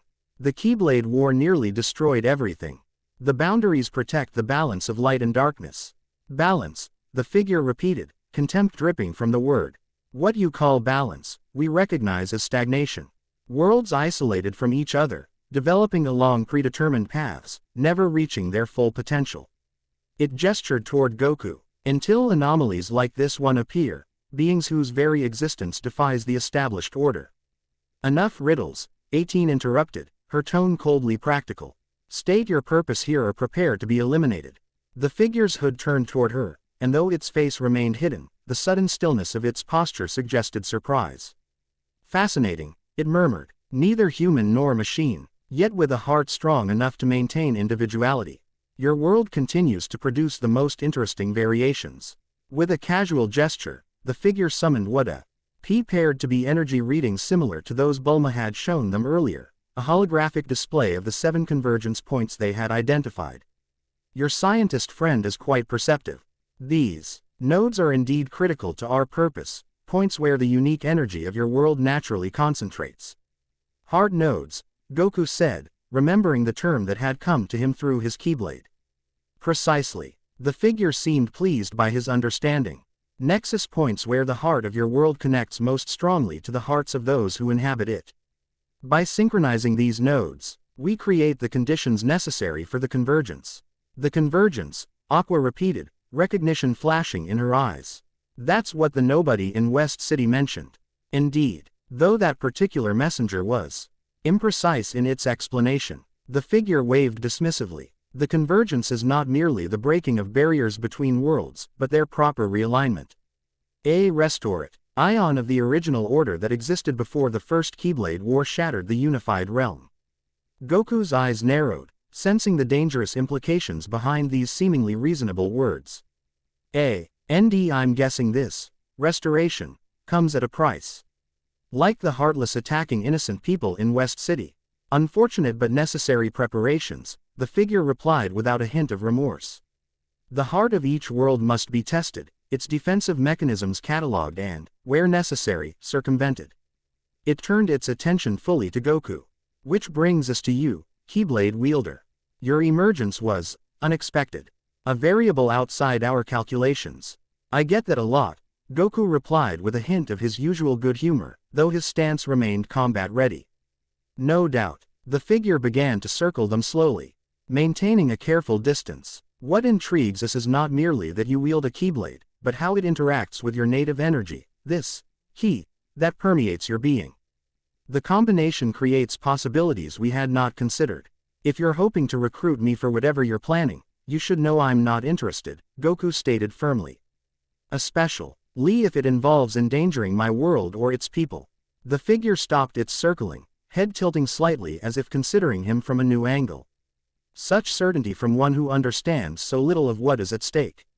But then, that has always been your way, hasn't it? Charging headlong into conflicts with nothing but conviction and raw power to guide you. This direct reference to Goku's personal history caused him to tense, confirming what they had suspected. Whoever was behind these incursions had intimate knowledge of Earth and its defenders. You've been watching us, 18 observed, analytical mind quickly connecting the dots. For how long? Long enough, the figure replied cryptically. Your world exists in fascinating isolation, connected to gods and cosmic entities, yet somehow separate from the established order of realms. A perfect test case for our methods. Aqua had been silent, studying the figure with the practiced eye of a Keyblade master trained to detect deception. Now she stepped forward, her Keyblade pointing directly at the hooded form. "You're not a typical nobody," she declared with certainty. "Your speech patterns, your control over the rifts, you're something else entirely. Merely using Organization XII's appearance as a disguise." A soft chuckle emanated from beneath the hood. Perceptive, as expected from one trained by Yen Sid himself. With deliberate slowness, the figure raised its hands to its hood, pulling it back to reveal a face that caused both Aqua and Goku to inhale sharply in surprise. The being before them had features that seemed to shift subtly from moment to moment, as if multiple faces were struggling for dominance within the same form. At times it appeared human with silver-white hair and amber eyes, at others distinctly alien with blue-tinged skin and more angular features. The only constant was the unsettling smile that played across its lips. "What are you?" Goku demanded, instinctively shifting into a more defensive stance. "A harbinger," the being replied, its voice now carrying multiple tonal qualities layered atop each other. "A composite entity created from beings of both your worlds who shared a vision of transcending arbitrary boundaries." Its form stabilized momentarily, revealing features that Aqua clearly recognized, given her sharp intake of breath. "Xehanort," she whispered, the name carrying weight beyond its 2 syllables.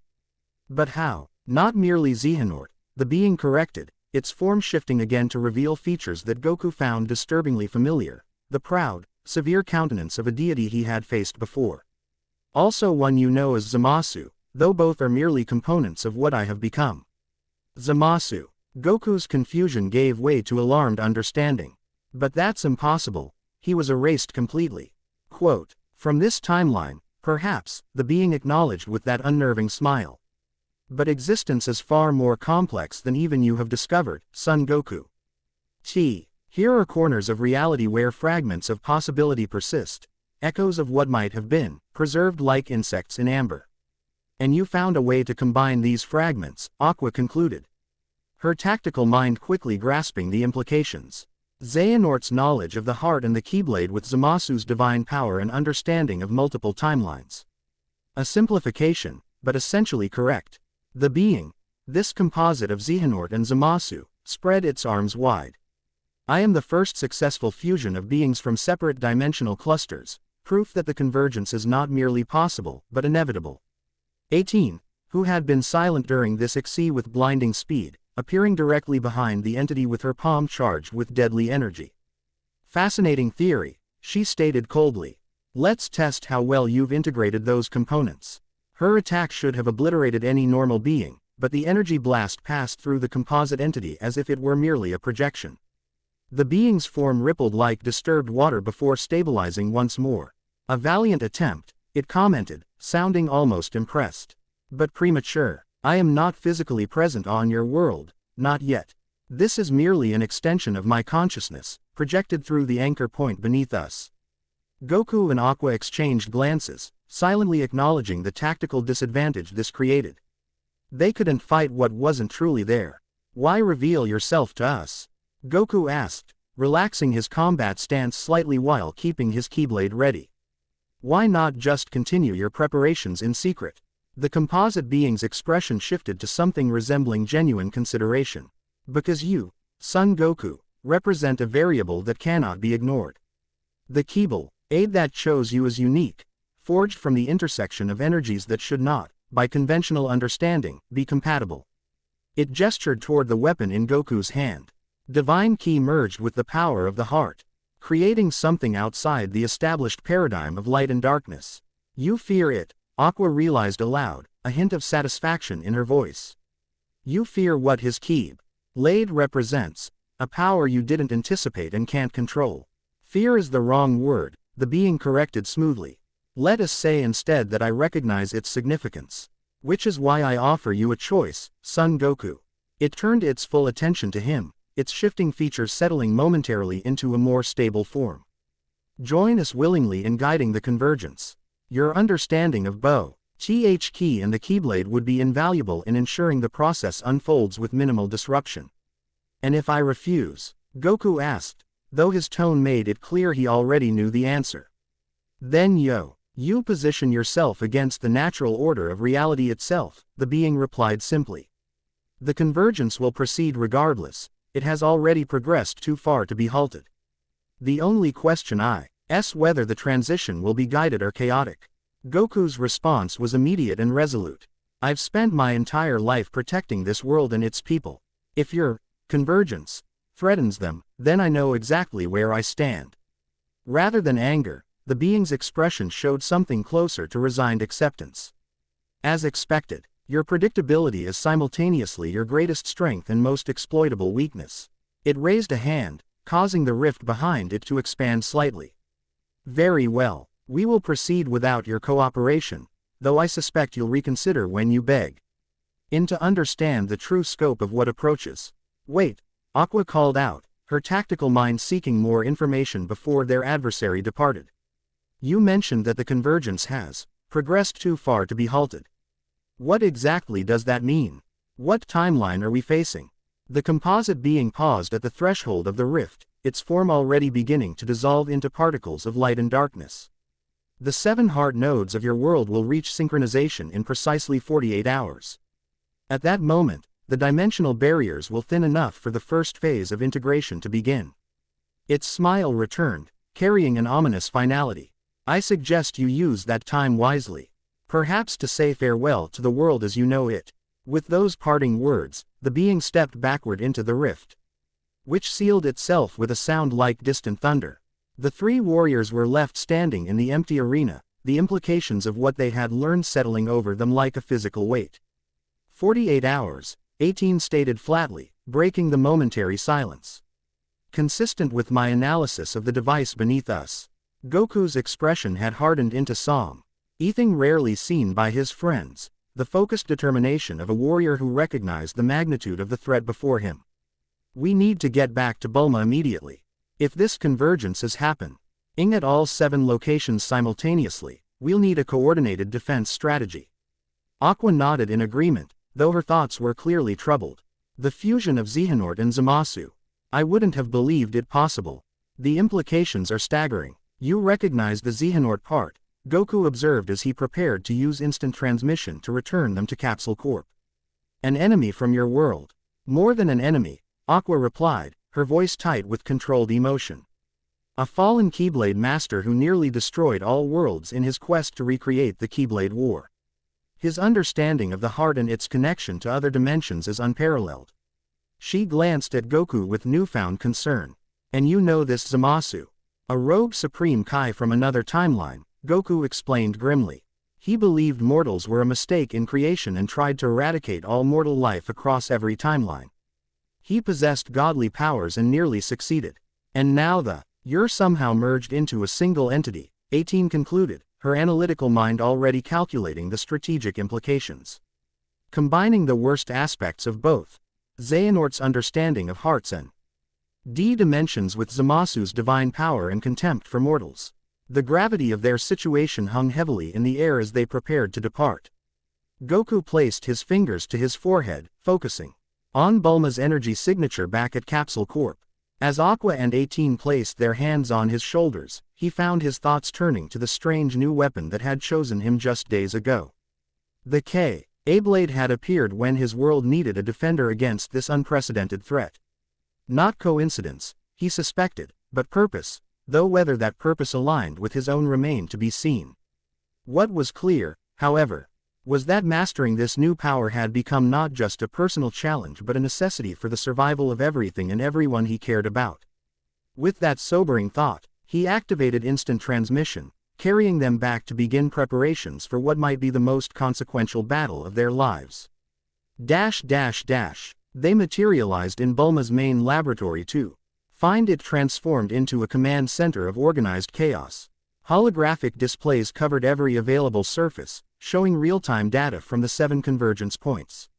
Technicians moved purposefully between workstations, while Bulma herself stood at the center of the storm, issuing directives with the confident authority of someone accustomed to managing world-threatening crises. She looked up as they appeared, relief briefly crossing her features before being replaced by focused intensity. You're back. Good. We have developments. So do we, Goku replied grimly. We met the being behind all this, some kind of fusion between enemies from both our worlds. Bulma's eyes widened slightly, but she maintained her composure. Tell me everything, she instructed, leading them to a relatively quiet corner of the lab where they could speak privately. As Goku and Aqua recounted their encounter with the composite entity, Bulma's expression grew increasingly troubled. 18 supplemented T. Air report with precise technical details about the device buried beneath the tournament arena and its projected timeline to activation. 48 hours until all 7 nodes synchronize, Bulma summarized when they had finished. That aligns with what my instruments are showing. The energy buildup at each location is following an exponential curve that will reach critical mass in approximately that time frame. Can we disrupt the synchronization? Aqua asked, her tactical mind already seeking solutions. If we could desynchronize even one of the 7 nodes, it might be enough to prevent full convergence. Bulma's lenient mind working through the possibilities. Theoretically, yes, but 18's analysis suggests that attempting to remove or destroy the anchor devices could trigger a catastrophic energy release. She pulled up a simulation on a nearby screen, showing a cascading wave of dimensional distortion spreading outward from a point of disruption. We'd essentially be creating G-localized dimensional collapse, trading one disaster for another. What about using the Keyblade to seal the nodes, like I did with the rifts in West City? Goku suggested, summoning his weapon for emphasis. That might work for the rifts themselves, but not for the anchor points, Aqua replied, her expertise as a Keyblade master evident in her assessment.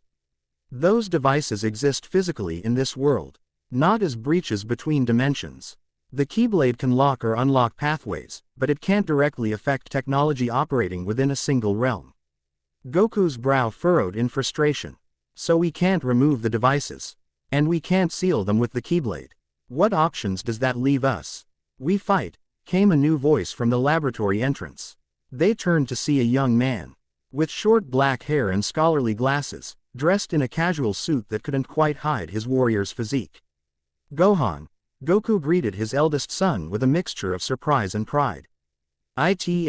Ought you were tied up with that academic conference in East City. I was, Gohan confirmed, crossing the room to join them. Until every instrument in the physics department started detecting quantum anomalies that, according to conventional science, shouldn't be possible. A hint of his father's fighting spirit gleamed behind his scholarly demeanor. When the universe starts breaking its own rules, I figure that's a family emergency. Bulma smiled despite the gravity of the situation. Perfect timing. We need every fighter we can get. She turned back to the central holographic display, expanding it to show a global view of the 7 convergence points. If we can't prevent the convergence, we need to be positioned to contain whatever comes through when it happens. We'll need to divide our forces, 18 observed, studying the map with calculating eyes. 7 locations, each requiring defenders capable of handling both heartless and potentially worse threats.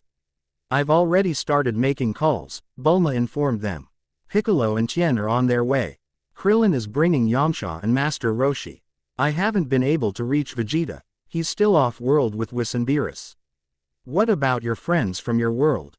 Goku asked Aqua. Could they help? Aqua's expression turned thoughtful. Master Yen Sid is aware of the situation, but establishing physical connections between our realms is difficult under normal circumstances, and nearly impossible with the current dimensional instability. She hesitated before adding, however, there may be a way to send a message through my Keyblade, requesting assistance from other wielders who might be able to traverse the barriers. Do it, Bulma encouraged. We need all the help we can get, especially from those who understand these heartless creatures and how to fight them effectively.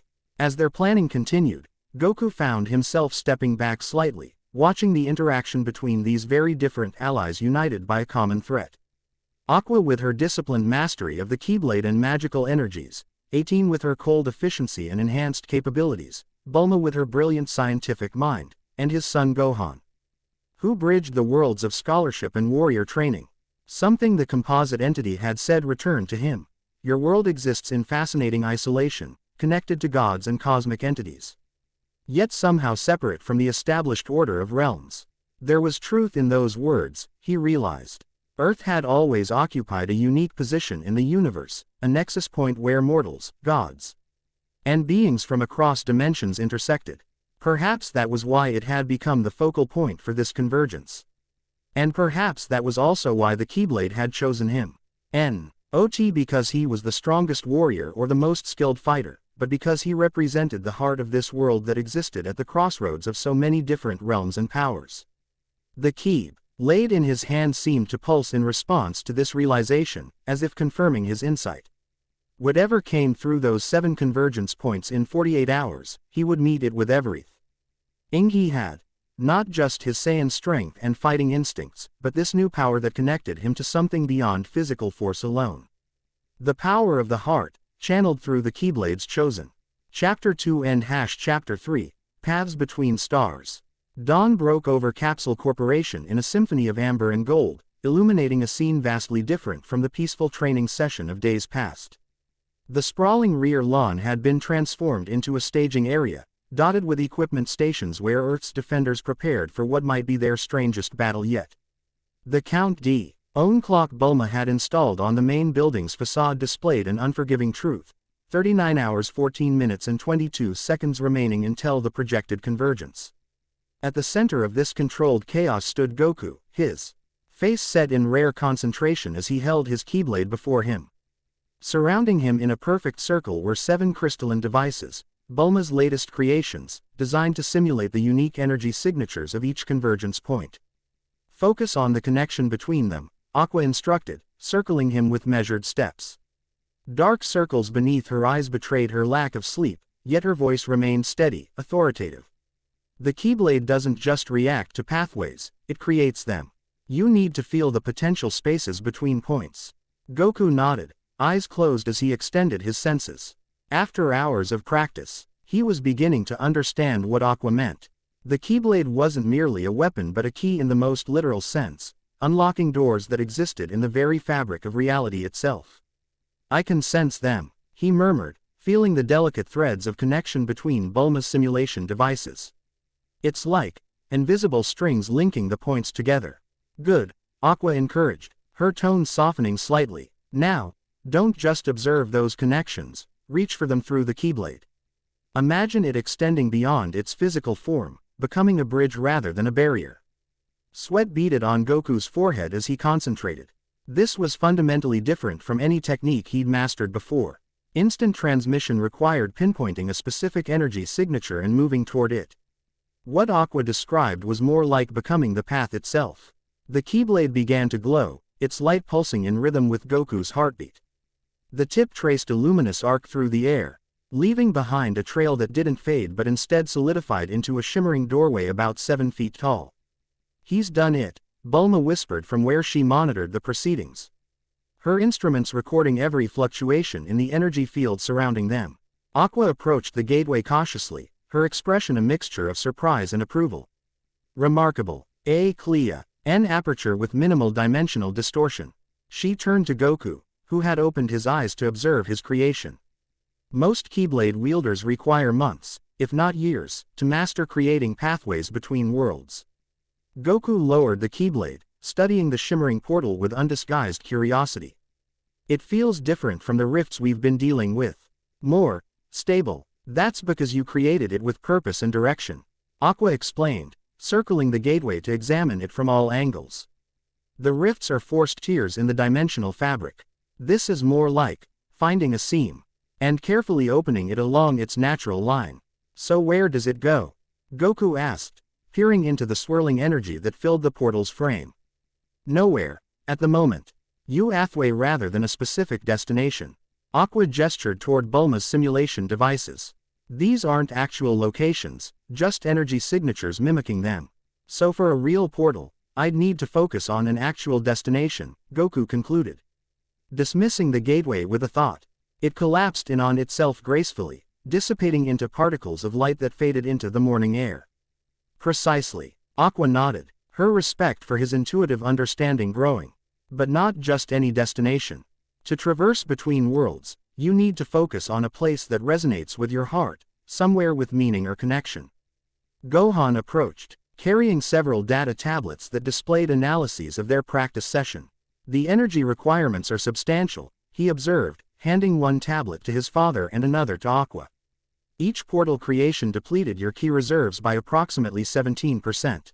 That's not sustainable for multiple jumps, Bulma noted with concern.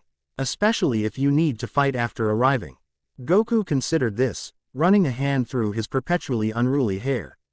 Maybe I'm approaching this wrong. He looked to Aqua. You said the Keyblade works through the heart's connection, right? Not just raw power. That's correct, Aqua confirmed. The strength of the connection matters more than the amount of energy applied. Then I shouldn't be forcing it open with power, Goku reasoned. His expression brightening with sudden insight. I should be asking it to open. Like finding a door that's already there instead of making a new one. Aqua's eyes widened slightly, genuine surprise crossing her features. That's exactly right. That's the fundamental principle most Keyblade wielders spend years comprehending. Bulma observed this exchange with growing interest, her scientific mind cataloging the subtle shift in dynamics between teacher and student. What had begun as Aqua instructing Goku was evolving into something more collaborative, each bringing their unique understanding to a shared challenge. Let me try again, Goku said, stepping back to the center of the simulation array. This time, instead of channeling power through the Keyblade, he held it loosely, almost reverently. His eyes closed once more, but his posture was relaxed rather than concentrated. The difference was immediately apparent to those watching. Where before his energy had flared visibly around him, now it seemed to turn inward, creating a subtle resonance that the instruments detected but couldn't fully analyze. The Keyblade began to glow not with the intense light of forced power but with a gentle luminescence that seemed to emanate from within its very substance. Goku raised it slowly, pointing not at any of the simulation devices but at seemingly empty space before him. There, he whispered, as if discovering something that had always existed. I can feel it, a place that's calling. With a soft click that belied the metaphysical complexity of what was happening. A new gateway opened, different from the first. This portal wasn't merely a doorway of light, it showed an actual scene beyond. Stone columns bathed in Mediterranean sunlight, the distant sounds of cheering crowds carrying through the opening. Olympus Coliseum, Aqua breathed, recognition and astonishment mingling in her voice. But how? You've never been there. You shouldn't be able to connect to a world you don't know. Quote. Goku opened his eyes, studying the scene beyond the portal with fascination. I haven't, but it feels familiar somehow. Like somewhere I've always known, just never visited. He glanced at his Keyblade. I think it's showing me a place that resonates with who I am. A world of heroes and contests of strength, Gohan observed thoughtfully. That does sound like you, Dad. Bulma's instruments were registering significantly different readings from this portal compared to the previous one. The energy consumption is minimal, she noted with surprise. Barely 3% depletion. Whatever you did differently, it worked. Aqua approached the portal cautiously, her Keyblade materializing in her hand as she sensed its stability. This is remarkable, she admitted. Professional reserve giving way to genuine amazement. The connection is clean, stable, and directed toward a specific world in the realm of light. Can we go through? Goku asked, his natural curiosity and sense of adventure evident in his voice. Aqua hesitated, weighing the strategic implications. With the convergence approaching, is this the right time to explore other worlds? Maybe it's exactly the right time, Bulma suggested, setting down her monitoring equipment. This composite entity, this Xehanort Zamasu fusion, is drawing power and knowledge from both your worlds. Understanding how they connect could be crucial to countering whatever he's planning. And Olympus Coliseum has stood at the crossroads between the realm of gods and mortals for millennia, Aqua added. Warming to the idea despite her initial caution. If there's anywhere we might find information about a being that exists between divine and mortal realms, it would be there.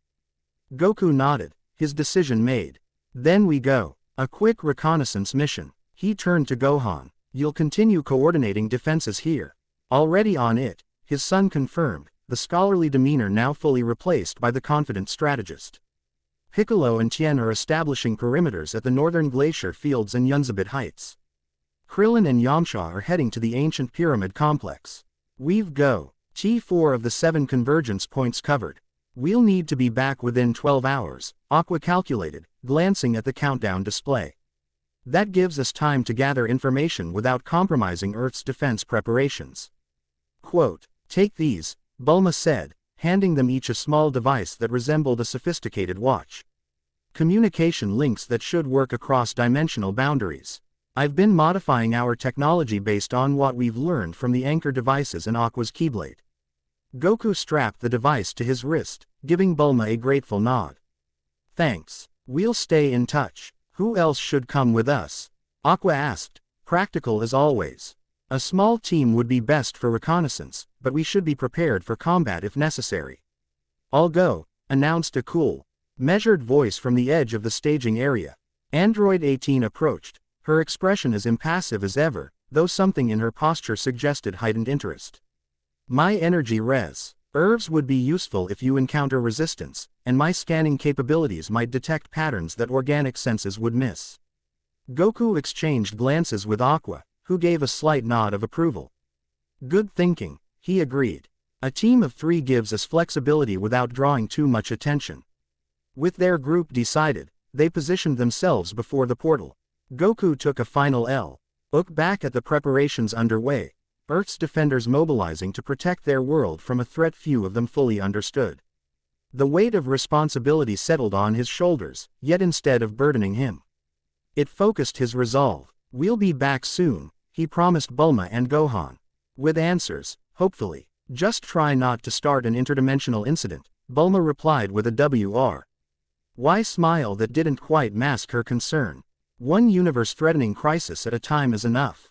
Goku grinned in response, some of his characteristic lightheartedness returning despite the gravity of their situation. No promises. With that, he stepped through the portal, Aqua and 18 close behind. The gateway shimmered once, then sealed itself with a soft pulse of light, leaving Bulma and Go. And staring at empty air where their companions had stood moments before. Do you think they'll find anything useful? Gohan asked quietly. Bulma sighed, turning back to her instruments. I hope so, because from what my calculations show, we're going to need every advantage we can get when those convergence points activate. The countdown endless progression, 39 hours 6 minutes and 18 seconds remaining. The transition between worlds felt nothing like instant transmission or any dimensional travel Goku had experienced before. Rather than the instantaneous shift of position or the disorienting tunnel effect of moving between other world and Earth. This passage had a quality of gentle immersion, like walking from one room to another through a curtain of light. As the luminescence faded, Goku found himself standing on sun-warmed stone steps leading up to an imposing coliseum. Massive bronze doors gleamed in the Mediterranean sunlight, flanked by towering statues of warriors locked in eternal combat. The air carried the scent of olive trees and distant sea salt, mingled with the earthy aroma of training grounds, sweat, leather, and determination. Olympus Coliseum, Aqua confirmed, her expression soft, ending with what might have been nostalgia. A world where heroes from across the realms come to test their strength and prove their worth. Sounds like my kind of place, Goku remarked, taking in impressive architecture with appreciative eyes. Android 18 was already scanning their surroundings, her enhanced senses cataloging details beyond human perception. The dimensional frequency here is distinct from Earth's, she observed. Yet there are harmonic similarities in the background energy pattern, like related musical keys rather than entirely different instruments. The worlds are separated but connected through the realm of light, Aqua explained, leading them toward the massive doors. Each has its own heart, its own essence, but they share a common origin. As they approached the entrance, the doors swung open seemingly of their own accord, revealing a stone-paved courtyard beyond. A squat, satyr-like being was directing several young men through training exercises, his voice carrying easily despite his diminutive stature. No. You call that a parry? My grandmother could block faster, and she's been dead for 3 centuries. Again, from the beginning. The trainees groaned but obediently reset their positions, wooden training swords at the ready. The satyr turned at the sound of footsteps, his irritated expression morphing into surprise as he spotted Aqua among the newcomers. Well, if it isn't the blue-haired Keyblade master, he called out, trotting over to meet them. Been a while since you graced us with your presence. Hello, Phil, Aqua greeted him with a respectful nod. It's good to see the Colosseum still standing. Takes more than a few heartless invasions to shut us down, Phil replied with gruff pride. His eyes moved to Goku and 18, assessing them with the practiced gaze of someone who had trained countless warriors. So who are your friends? New recruits for the games? Before Aqua could respond, Goku stepped forward with his characteristic directness. I'm Son Goku, and this is Android 18. We're here looking for information about something called the Convergence. Phil's expression shifted from curiosity to wariness in an instant. The Convergence. Heavy stuff. He glanced around the courtyard, then jerked his head toward an inner doorway. Not the kind of thing we discuss in the open. Come on. He dismissed his trainees with a wave, instructing them to run laps around the outer perimeter, then led Goku's group through a series of corridors into what appeared to be a private office of sorts. Scrolls and ancient texts lined the walls, interspersed with trophies and weapons of various designs. So, Phil said once the door was closed behind them, you're looking into the Convergence. Why? Because it's threatening our world. Goku replied simply, and we need to understand what we're dealing with. Phil studied him for a long moment, then nodded as if coming to a decision. You've got honest eyes, Spiky. I'll give you that. He turned to a bookshelf, running his fingers along ancient spines before selecting a particularly worn volume. The Convergence isn't just some event, it's the event. The restoration of what once was. Before the fracturing, the first Keyblade War, Aqua supplied, her expression grave. When the original world was shattered into the many worlds that exist today. Bingo, Phil confirmed, opening the book to reveal illustrations of a cataclysmic battle. But what most folks don't know is that the separation was never meant to be permanent. Just a cooling-off period, so to speak, until the conditions were right for reunification. And now someone believes those conditions have been met, 18 observed, her analytical mind quickly connecting the information to what they already knew. Are they trying to force the issue? Phil corrected, flipping to another page showing a complex astronomical diagram. See, the natural convergence was supposed to happen when the hearts of all worlds reached a state of harmony. A gradual process taking eons, with each world evolving toward its highest potential. But this Xehanort-Zamasu fusion is accelerating the process, Goku concluded. Leaning closer to study the diagram, Phil nearly dropped the book. Xehanort and Zamasu, together, his face paled visibly beneath his ruddy complexion.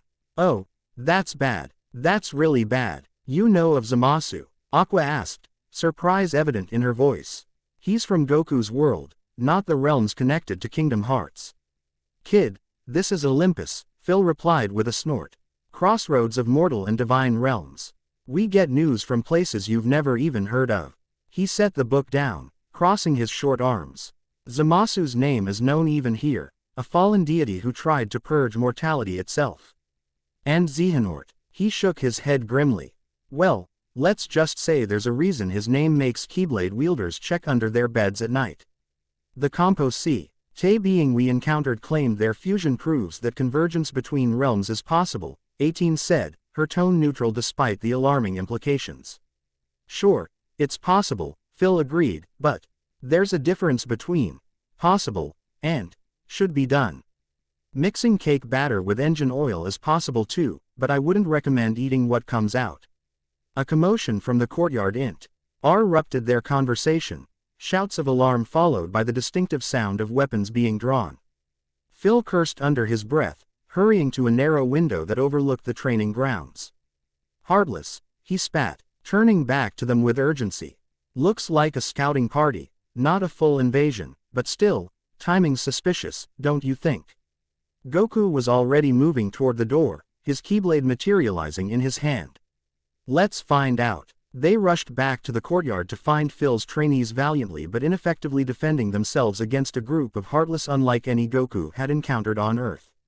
These creatures were larger, armored in the style of ancient Greek hoplites, with shields bearing the heartless emblem and short spears that crackled with dark energy. Olympian defenders, Aqua identified them, her own Keyblade at the ready. Heartless that have adapted to this world's martial nature. They're stronger than the varieties we faced in your world, Goku. Good. Goku replied with the hint of a smile, his warrior's spirit responding to the challenge. I was hoping for a chance to test this new fighting style. Without waiting for further discussion, he launched himself into the fray. The training sessions with Aqua had begun to bear fruit. Instead of relying solely on his traditional martial arts techniques, he now incorporated the Keyblade's unique properties into his movements.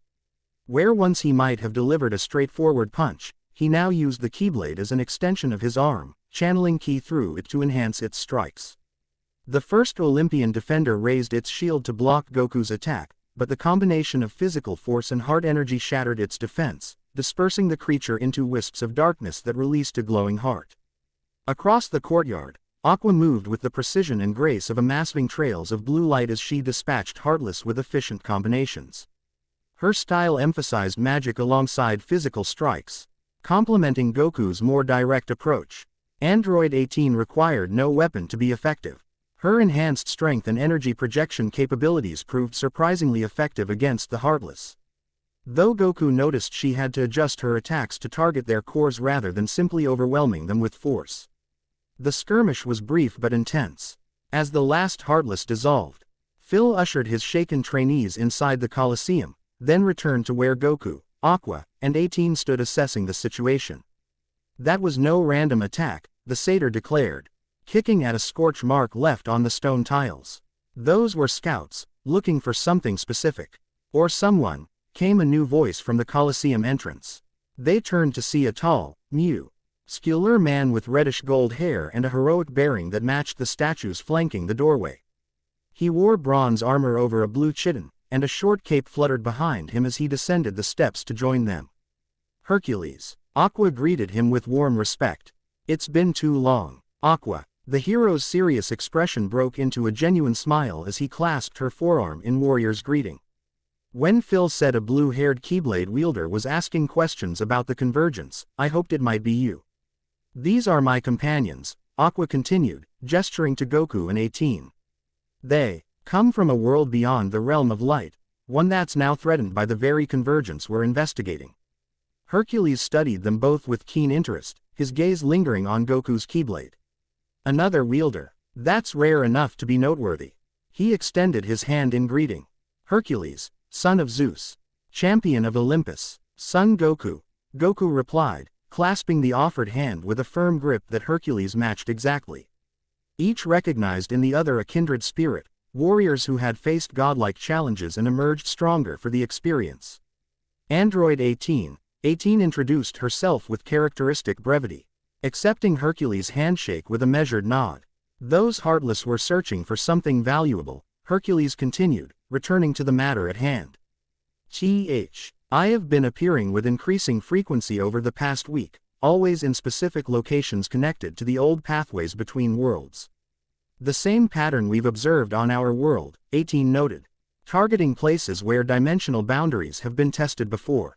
Hercules nodded grimly. The gods have been in council for 3 days straight, something that hasn't happened since the Titan War. Zeus sent me to investigate the Heartless incursions while they debate what the signs mean. And what have you found? Goku asked, his casual demeanor belying the strategic mind that had saved his world countless times. Evidence of systematic probing of our world's defenses, Hercules replied, leading them toward a map table set up near the Colosseum wall.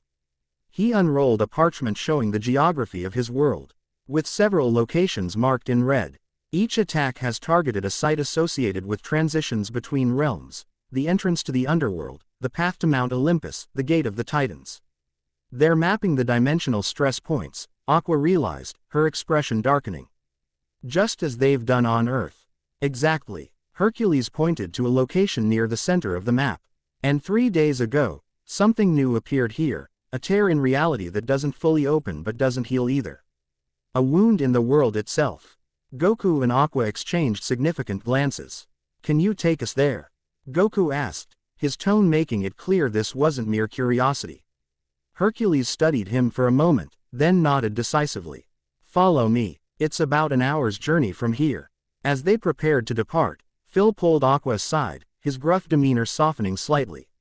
"Your spiky-haired friend," he said quietly, nodding toward Goku.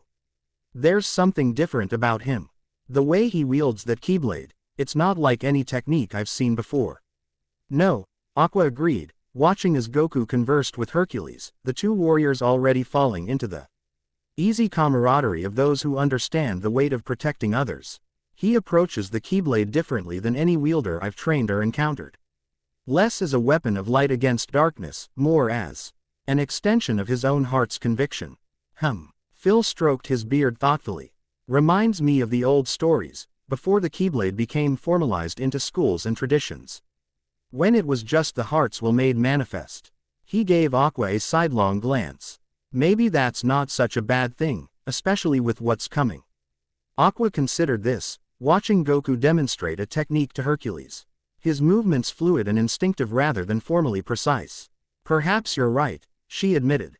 "The old ways became traditions for a reason, but traditions can calcify if we forget their purpose." "Just something to think about," Phil replied with a shrug. "Now get going. And tell Herc to be careful. Zeus may have made him a full god now, but even gods can get in over their heads with this convergence business." Aqua rejoined the others as they prepared to depart, Phil's words lingering in her mind. The journey ahead would take them to a dimensional wound that might provide crucial information about the threat they faced. Yet equally valuable was the journey within, the evolving understanding of how Goku's unique approach to the Keyblade might represent not just an adaptation but perhaps a return to something more fundamental than the traditions she had been taught. As they followed Hercules out of the Colosseum and onto a path that wound through olive groves toward distant hills, Aqua found herself watching Goku with new eyes, seeing not just a powerful warrior learning a new technique, but perhaps a reflection of what Keyblade wielding had been before centuries of formalization shaped it into the discipline she knew. The thought was both unsettling and strangely hopeful. The path Hercules led them along gradually shifted from manicured groves to wilder countryside, the landscape becoming increasingly dramatic as they ascended into the foothills surrounding Mount Olympus. Ancient olive trees gave way to stands of cypress, their dark silhouettes stark against the brilliant blue sky. Goku walked alongside Hercules, the two warriors exchanging stories of past battles and adventures.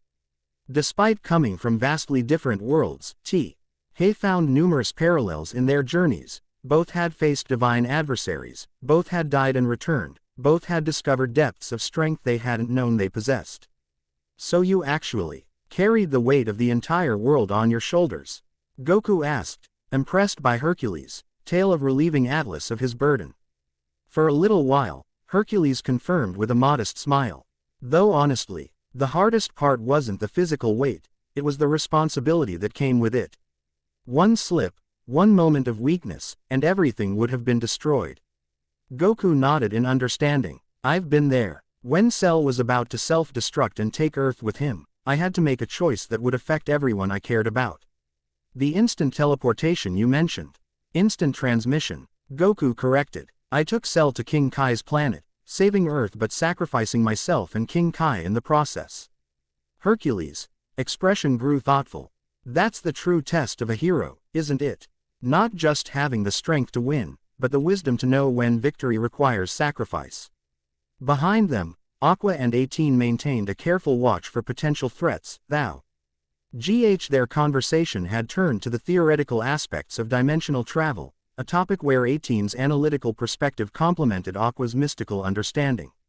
The quantum fluctuations in His world follow a different harmonic pattern her internal sensors detecting subtle variations in the ambient energy. Yet there's an underlying similarity, like variations on a core theme. "That's an apt description," Aqua agreed. "Each world vibrates at its own frequency, but all are expressions of the original unity that existed before the shattering. It's why Keyblade wielders can travel between them. We're essentially tuning ourselves to those different frequencies. And the convergence would force all frequencies back to a single harmonic pattern," 18 concluded, understanding the implications. "Potentially destroying the unique characteristics that have evolved during separation." "Exactly." Aqua glanced ahead to where Goku and Hercules continued their conversation. "It LDB like taking different instruments in an orchestra and forcing them all to play the same note in the same way, you'd lose the richness that comes from diversity. Their philosophical discussion as interrupted as Hercules raised a hand, signaling a halt. They had reached a small clearing surrounded by ancient stone columns, half reclaimed by nature. At the center stood what appeared to be an altar of black marble. Its surface etched with symbols that seemed to shift when viewed directly. "We're here," Hercules announced, his voice lowered instinctively. "The dimensional wound is just ahead, but we should proceed cautiously. The area around it has strange effects on perception and movement." As they approached the altar, Goku felt it immediately, a subtle resistance in the air, as if reality itself had thickened. Each step required slightly more effort than normal, and sounds seemed to reach his ears with a fractional delay. "It's like walking through shallow water," he observed, summoning his Keyblade. The weapon appeared with a flash that seemed to linger longer than usual, its particles of light stretching into brief trails before coalescing. "Time-space distortion," 18 confirmed, her sensors registering the anomalies. "The dimensional integrity in this area is compromised." Hercules led them past the altar to where the distortion was strongest. At first glance, it appeared to be nothing more than a shimmer in the air, like heat rising from sun-baked stone. But as they drew closer, Goku could see it was actually a tear, a vertical split in reality itself, edges ragged and pulsing with erratic energy. "It appeared 3 days ago," Hercules explained, keeping a respectful distance. "Nothing comes through, but nothing repairs it either. The gods have tried sealing it with divine power, but it resists their efforts." Aqua approached carefully, her Keyblade extended before her. "It's similar to the rifts on Earth, but not identical," she observed. "This one isn't fully open, more like a stress fracture in dimensional barriers."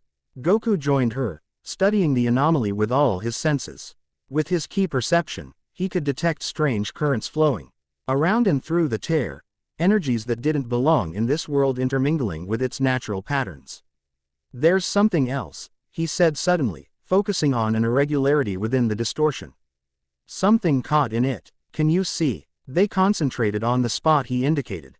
Within the shimmering tear, a faint outline was visible, a silhouette that occasionally solidified enough to suggest a human form before dissolving back into dimensional static.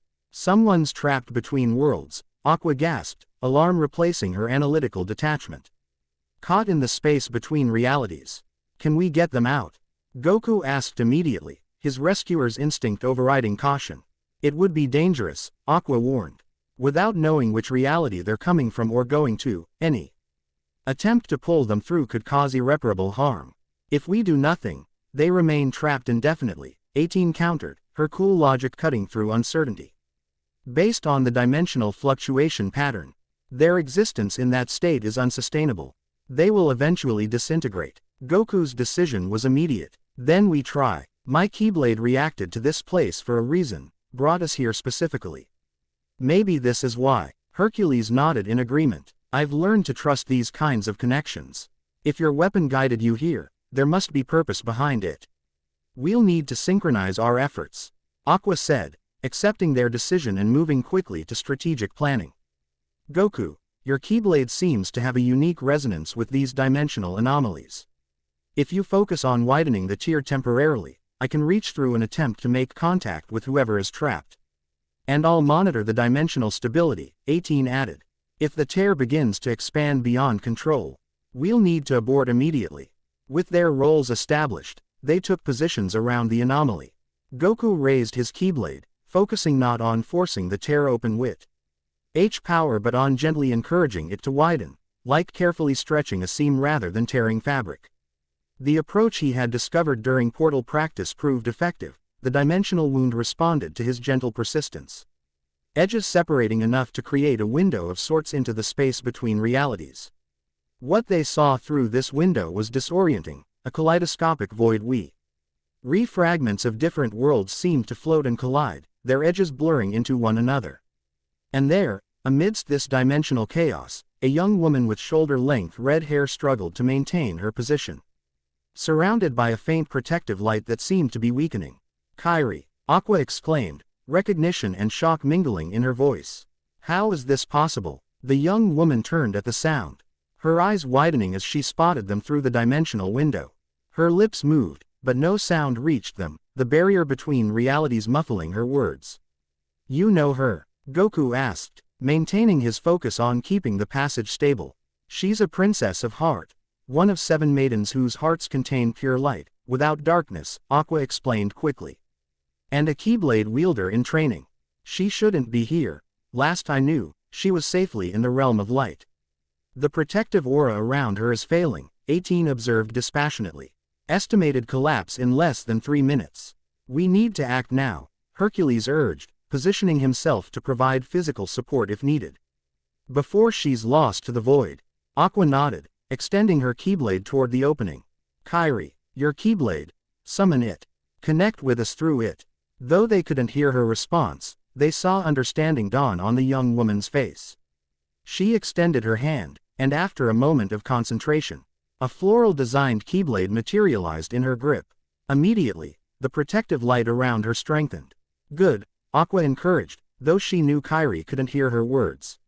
She gestured with deliberate movements, indicating that Kairi should point her Keyblade toward them. Kairi understood, aiming her weapon at the dimensional window from her side.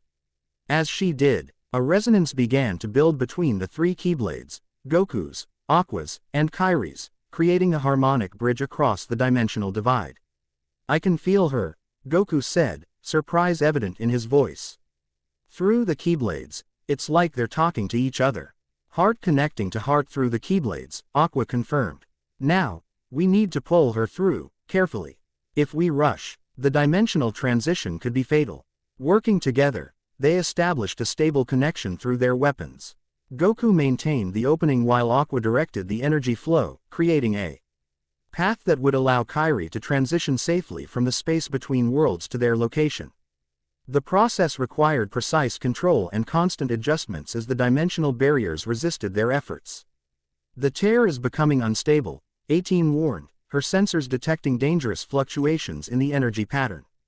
"We have less than 30 seconds before critical failure," Aqua gritted out, sweat beading on her forehead as she maintained the delicate balance required. "Kairi, now, follow the path we've created." Through the dimensional window, they could see Kairi gather her remaining strength. With determination etched on her features, she thrust her Keyblade forward and launched herself along the energy bridge they had established, crossing the threshold between realities in a flash of brilliant light. The moment she crossed over, the dimensional tear collapsed behind her with explosive force, sending out a shockwave that knocked all of them off their feet. Goku recovered first, his combat instincts allowing him to roll with the impact and come up in a defensive stance, Keyblade at the ready. The clearing was silent except for their heavy breathing and the soft groan throw. The young woman now lying on the ground where the dimensional tear had been moments before. Her red hair was disheveled, her clothing, a pink and black ensemble designed for combat mobility, torn and scorched in places. Aqua rushed to her side, gently turning her over to check for injuries. "Kairi, can you hear me?" The young woman's eyes fluttered open, focusing with difficulty on Aqua's concerned face. "Master, Aqua," she managed, her voice hoarse as if she hadn't used it in some time. "How? Where am I?" "Olympus Coliseum World," Aqua replied, helping her to sit up. "But the more important question is how you ended up trapped between dimensions. The last reports I received said you were safely training with Merlin." Kairi winced as she attempted to straighten, one hand going to her side where a particularly nasty-looking burn marked her exposed skin. "I was," she confirmed. "Until about a week ago, when strange rifts started appearing throughout the worlds. Master Yen Sid Sen, me and Li to investigate one near the mysterious tower." Her expression darkened with painful memory. "We were ambushed. Beings in black coats, but not like any organization members we'd encountered before. They were different, hollow, somehow, nobodies, but altered," Aqua surmised, her concern deepening. "And Li, he created a corridor of darkness for us to escape," Kairi continued, gratitude and worry mingling in her voice. "But as I entered, something went wrong. The corridor collapsed, and I found myself, nowhere. Everywhere. Fragments of worlds all around me, but none solid enough to reach." Hercules approached with a small flask, offering it to the exhausted young woman. Nectar, he explained. It will help restore your strength. Kairi accepted it with thanks, taking a small sip. The effect was immediate. Color returned to her pale cheeks, and some of the more superficial scratches on her arms began to heal visibly. Her gaze moved beyond Aqua, taking in Goku, 18, and Hercules for the first time. You saved me, she said simply. Thank you. Couldn't leave you trapped like that, Goku replied with characteristic straightforwardness. I'm Goku, by the way. This is Android 18, and I guess you've figured out that's Hercules. Kairi's eyes widened slightly as she noticed the Keyblade still held loosely in Goku's hand. You're a wielder, but I don't recognize you from any of the realms of light. It's complicated, Aqua intervened, helping Kairi to her feet. Goku comes from a world beyond our known realms, one now threatened by something called the Convergence. Recognition flashed in Kairi's eyes. The Convergence, that's what they were talking about. The ones who ambushed us. They said the time had come to restore their original unity, and that all barriers would soon fall. The same rhetoric our composite adversary used, 18 noted, her perfect memory recalling the encounter at the World Martial Arts Tournament Island verbatim. What did they want from you? Hercules asked, his tactical mind seeking the strategic purpose behind the ambush. Kairi hesitated, looking to Aqua as if assessing how much to reveal. After receiving a reassuring nod, she continued. They were specifically targeting princesses of heart. They said our unique connection to the realm of light made us perfect catalysts for something called harmonic realignment. Catalysts, Goku repeated, the term triggering a connection to something Bulma had theorized. Like focusing lenses for energy. Precisely, 18 agreed, her analytical systems quickly processing the implications. If the convergence requires synchronizing different dimensional frequencies, beings whose hearts resonate naturally with the fundamental harmonics of reality would be invaluable amplifiers.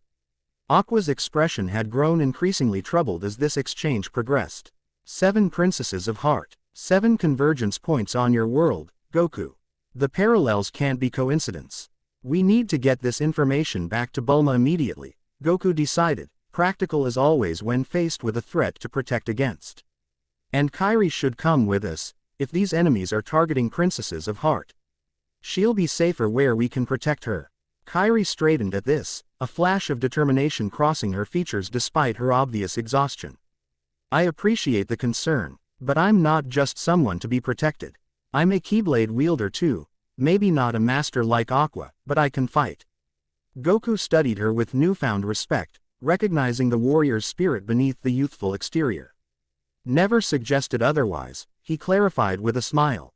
But right now, you have information we need, and we have a safe place where you can recover your strength. Seems like a good arrangement for everyone. Hercules, who had been scanning their surroundings with increasing vigilance, suddenly tensed. Speaking of arrangements, we should conclude this one quickly. We have company coming, and not the friendly kind. They followed his gaze to see dark portals opening around the perimeter of the clearing, at least a dozen, each disgorging armored heartless similar to those they had encountered at the Colosseum, but larger and more heavily armed. Olympian commanders, Aqua identified them, her Keyblade ready. Elite versions of the defenders we fought earlier. He can coordinate lesser heartless in tactical formations. They must have detected the dimensional discharge when we rescued Kairi, 18 surmised, dropping into a combat stance. Goku assessed the situation with the practiced eye of a veteran warrior. Hercules, can you get Kairi to safety? The 3 of us will handle these and follow. No need, Kairi interjected, summoning her floral Keyblade despite her obvious fatigue. I can fight, and my light-based attacks are particularly effective against heartless. Before anyone could argue, the Olympian commanders charged, moving with surprising speed for their bulky forms. The clearing erupted into combat, each of the warriors engaging multiple opponents simultaneously. Goku found himself facing 3 of the armored heartless, their coordinated attacks suggesting a tactical intelligence beyond that of the creatures he'd encountered on Earth. He adapted quickly, using his newly developed hybrid fighting style to counter their strategy. Where they expected conventional Keyblade techniques, he incorporated the unpredictable movements of his martial arts training, flowing between orthodox strikes and key-enhanced maneuvers that left them unable to establish an effective defense. Across the clearing, Aqua demonstrated why she had earned the title of Keyblade Master. Her movements were precise yet fluid, each attack flowing seamlessly into defensive positions that protected not just herself but created opportunities for her allies. Magic and physical combat blended in her style, ice spells freezing enemies in place before tearing them with perfectly placed strikes. Android 18 required no weapon to be devastating in combat. Her enhanced strength and energy projection capabilities cut through the heartless ranks with mechanical efficiency. Her expression remaining impassive even as she calculated and executed complex attack patterns. What she lacked in action that powered Keyblades, she compensated for with tactical precision and overwhelming force directed at the heartless, vulnerable points. Hercules fought with the confidence of a demigod, his strength allowing him to simply overpower his opponents. Where the others needed to target specific vulnerabilities, Hercules could tear through the heartless defenses directly, his divine heritage granting him a natural advantage against creatures of darkness. Most surprising to Goku, however, was Kairi's performance. Despite her weakened state, the young princess of heart fought with determination and skill that belied her exhausted appearance. Her Keyblade techniques weren't as refined as Aqua's or as powerful as his own, but they carried a natural affinity for light that made them particularly effective against the heartless. Where her physical strength failed, her heart's connection to pure light compensated, each strike dispersing darkness with unusual efficiency. The battle was intense but brief. As the last Olympian commander dissolved into darkness, releasing its captured heart, Goku took stock of their condition. Everyone showed signs of exertion, but no serious injuries had been sustained, a testament to their collective combat experience and ability to work together despite limited familiarity. They knew exactly where to find us, Hercules observed grimly, scanning the tree line for further threats. Which means they were monitoring the dimensional tear. Gathering data, 18 confirmed, her internal systems still processing information collected during the encounter. These weren't random heartless, they were deployed specifica to observe our rescue of Kairi and report back. Then we've likely triggered whatever countermeasures they have in place, Aqua concluded, dismissing her Keyblade. We should return to Earth immediately, before they can mobilize a larger response. Goku nodded in agreement, turning to Hercules. Will you come with us? Your world is clearly involved in whatever's happening, and we could use your strength. The demigod considered this briefly before shaking his head. My place is here, protecting Olympus. Especially now that we know these attacks are coordinated. His expression softened slightly. But I'll relay what we've learned to Zeus and the Council. If the gods decide intervention is necessary, you'll have it. Understanding the responsibility that came with protecting one's home, Goku accepted this decision with respect. Fair enough. But if you need us, or if you learn anything else about this convergence, we'll find a way to communicate. Actually, Bulma's voice came unexpectedly from the communicator on Goku's wrist, startling everyone. I think I can help with that. Bulma. Goku raised the device, surprised it was functioning across dimensional boundaries. You can hear us, loud and clear, came the confident reply, and I've been monitoring your vital signs and ambient energy readings throughout that little skirmish. Impressive teamwork, by the way. How is this possible? Aqua asked, examining the device with newfound interest. Communication between worlds typically requires specialized magical channels. Our sufficiently advanced technology, Bulma countered. The smile evident in her voice despite the audio-only connection. I've been analyzing the energy signatures from your Keyblade, Aqua, and the dimensional rifts. Turns out the Quantum entanglement principles have been developing for interplanetary communication work across dimensional boundaries with just a few modifications.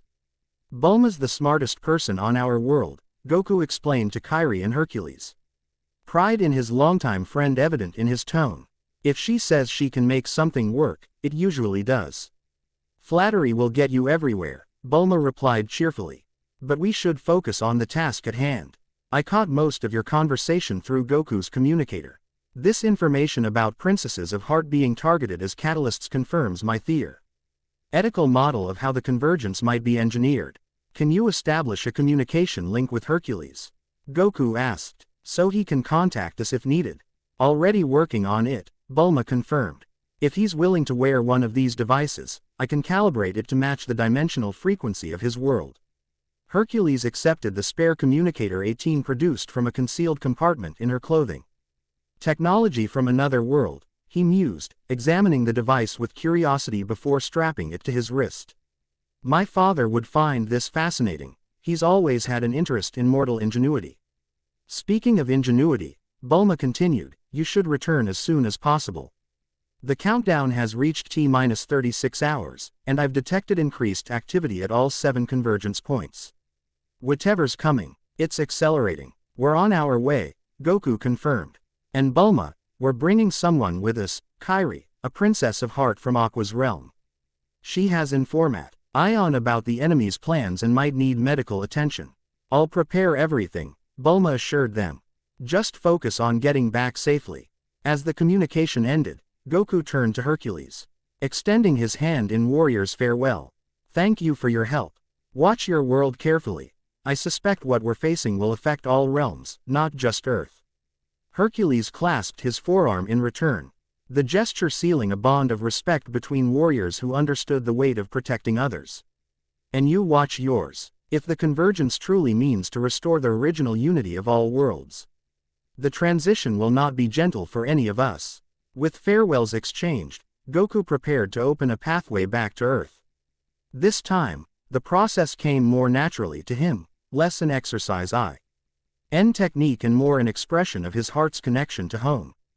The Keyblade responded to this intention, creating a portal that showed the Capsule Corporation grounds on the other side. That's our ride, he said to Aqua, 18. And Kairi, ready. Kairi stepped forward, determination replacing the exhaustion in her eyes. More than ready. If this convergence threatens all worlds, then my place. Ace is wherever I can help stop it, even in a realm I've never visited before. That's the spirit, Goku approved, gesturing toward the portal. After you. As they stepped through the dimensional gateway, returning to Earth with crucial information and an unexpected ally, Goku couldn't help but reflect on how quickly his world had expanded. Just days ago, his concerns had been limited to training and protecting Earth from conventional threats. Now he stood at the intersection of multiple realities, wielding a weapon that connected him to worlds he hadn't known existed, fighting alongside allies from across dimensional boundaries. The Keyblade had chosen him for this moment, this convergence of challenges that required not just strength but heart. And for the first time since it had appeared in his hand, he felt he was beginning to understand why. The portal deposited them precisely where they had departed hours earlier, the late afternoon sun casting long shadows across Capsule Corporation's grounds. Despite the relatively brief time they had been gone, the scene had transformed significantly. What had been a hastily established staging area was now a fully realized command center, with specialized equipment arranged in tactical configurations and Earth's defenders moving with purpose between stations. Bulma met them at the portal's edge, tablet in hand and eyes alert. Despite the signs of exhaustion that suggested she hadn't rested since they left, her gaze moved quickly over the group, assessing their condition before settling on Kairi with professional curiosity. Welcome back, she greeted them. Efficient as always. And welcome to Earth, she added for Kairi's benefit. I'm Bulma Brief, scientist, genius, and currently very concerned dimensional physicist. Kairi, the young woman replied with a respectful nod. Thank you for having me, tumstances were better. Don't we all? Bulma agreed wryly. She gestured toward the main building. I've prepared a medical station for you. Nothing serious, she added, noting Kairi's hesitation, just a quick check to ensure that little interdimensional adventure didn't leave any lasting effects. Dimensional radiation can be tricky. As Kairi followed a medical technician toward the facility, Bulma turned her attention back to Goku, Aqua, and 18. So, a princess of heart, she said, her scientific mind already cataloging the implications. With a pure heart of light that could potentially serve as a catalyst for dimensional realignment. That actually fits perfectly with the theoretical model I've been developing. She led them toward the command center, continuing her explanation as they walked. Based on the data we've gathered from the convergence points and what you've shared about the Keyblade's interaction with heart energy, I believe the convergence functions as a harmonic resonance cascade. In simpler terms, Goku prompted, familiar with Bulma's tendency to default to technical language when excited about a discovery. Think of each world as vibrating at its own unique frequency, Bulma explained, pulling up a holographic model on her tablet. These frequencies keep the worlds distinct and separate. The convergence seeks to synchronize these frequencies, forcing them back to a single harmonic pattern, the original unified state before the First Keyblade War. Which explains why they're targeting princesses of heart, Aqua concluded, quickly grasping the concept. Their hearts naturally resonate with the fundamental frequency of light itself. Exactly, Bulma confirmed. By using them as focusing lenses, living amplifiers, essentially, they could theoretically accelerate the synchronization process and guide it toward a specific outcome. And the gods of destruction? 18 inquired, recalling the information they had gleaned during their mission. Kairi mentioned they were being monitored as well. Bulma's expression grew more troubled. That's where things get even more concerning. I've been analyzing the energy patterns from the 7 convergence points on Earth, and they're not just synchronizing with each other, they're establishing harmonic resonance with something beyond our dimension. Something divine in nature. Beerus, Goku realized immediately. They're trying to draw the gods of destruction into this convergence too. Not just Beerus, ca. Me, a new voice from the edge of the command center. They turned to see King Kai approaching, his normally jovial features set in unusual gravity. All of them, every god of destruction across the 12 universes. King Kai, Goku greeted his former mentor with surprise. I didn't expect to see you here. These are exceptional circumstances, the deity replied, adjusting his small, round sunglasses. When the barriers between dimensions begin to weaken, even the Kais must pay attention. His gaze moved to Aqua, studying her with the penetrating awareness of one who could see beyond physical appearances. A Keyblade master from beyond our dimensional cluster. Most interesting. Aqua returned his scrutiny with respectful caution. You're a deity of this world. One of them, King Kai confirmed. I oversee the northern quadrant of this galaxy, or did, before administrative reorganization placed me in a more advisory role. He turned back to the group at large. But pleasantries must wait. I've come with information of critical importance regarding the gods of destruction. What's happened? Bulma asked, immediately alert to the urgency in his tone. 3 of them have fallen silent, King Kai reported grimly. Beerus remains active, as do most others, but universes 3, 9, and 11 report their destroyers have vanished from divine awareness, something that should be impossible. Could they have been destroyed? Goku asked, knowing how formidable such an achievement would be. Unlikely, King Kai replied, shaking his head. When a god of destruction perishes, the cosmic balance shifts noticeably. What we're detecting is more like absence. As if they've been removed from the equation entirely. Or placed in stasis, 18 suggested, her analytical mind exploring possibilities. If the convergence requires synchronizing all realms, having unpredictable elements like gods of destruction active during the process would introduce dangerous variables. Bulma nodded slowly, her brilliant mind connecting these new pieces to the existing puzzle. That fits the pattern. The Xehanort Zamasu fusion would understand the threat that gods of destruction pose to their plans. Neutralizing them preemptively would be logical. But how? Aqua asked, her knowledge of divine hierarchies limited to her own world's pantheons. Even in our realm, true gods exist beyond the reach of most threats. By exploiting the connection between gods of destruction and their angel attendants, King Kai explained, his expression darkening further. Each destroyer is paired with an angel who serves as both mentor and monitor. If these angels have been compromised somehow, then the gods could be vulnerable through that connection, Goku concluded, thinking of Whis and his relationship with Beerus. Has anyone heard from Whis recently? Or Vegeta, for that matter? That's part of why I came, King Kai confirmed. Communication with Beerus's planet has been severed for approximately 72 hours. The last report from the sacred world of the Kais indicated unusual energy fluctuations around that entire region of divine space. The implications settled heavily over the group. Without Beerus and Whis, and potentially without Vegeta, Earth had lost 3 of its most powerful potential defenders just when they needed them most. We need to establish contact, Bulma decided, her concern for her husband evident beneath her professional demeanor. If Beerus and Whis are being targeted as part of this convergence plan, we need to warn them. I've tried conventional divine channels, King Kai said. Frustration evident in his tone. Something is blocking all attempts at communication. Goku looked down at the Keyblade in his hand, an idea forming.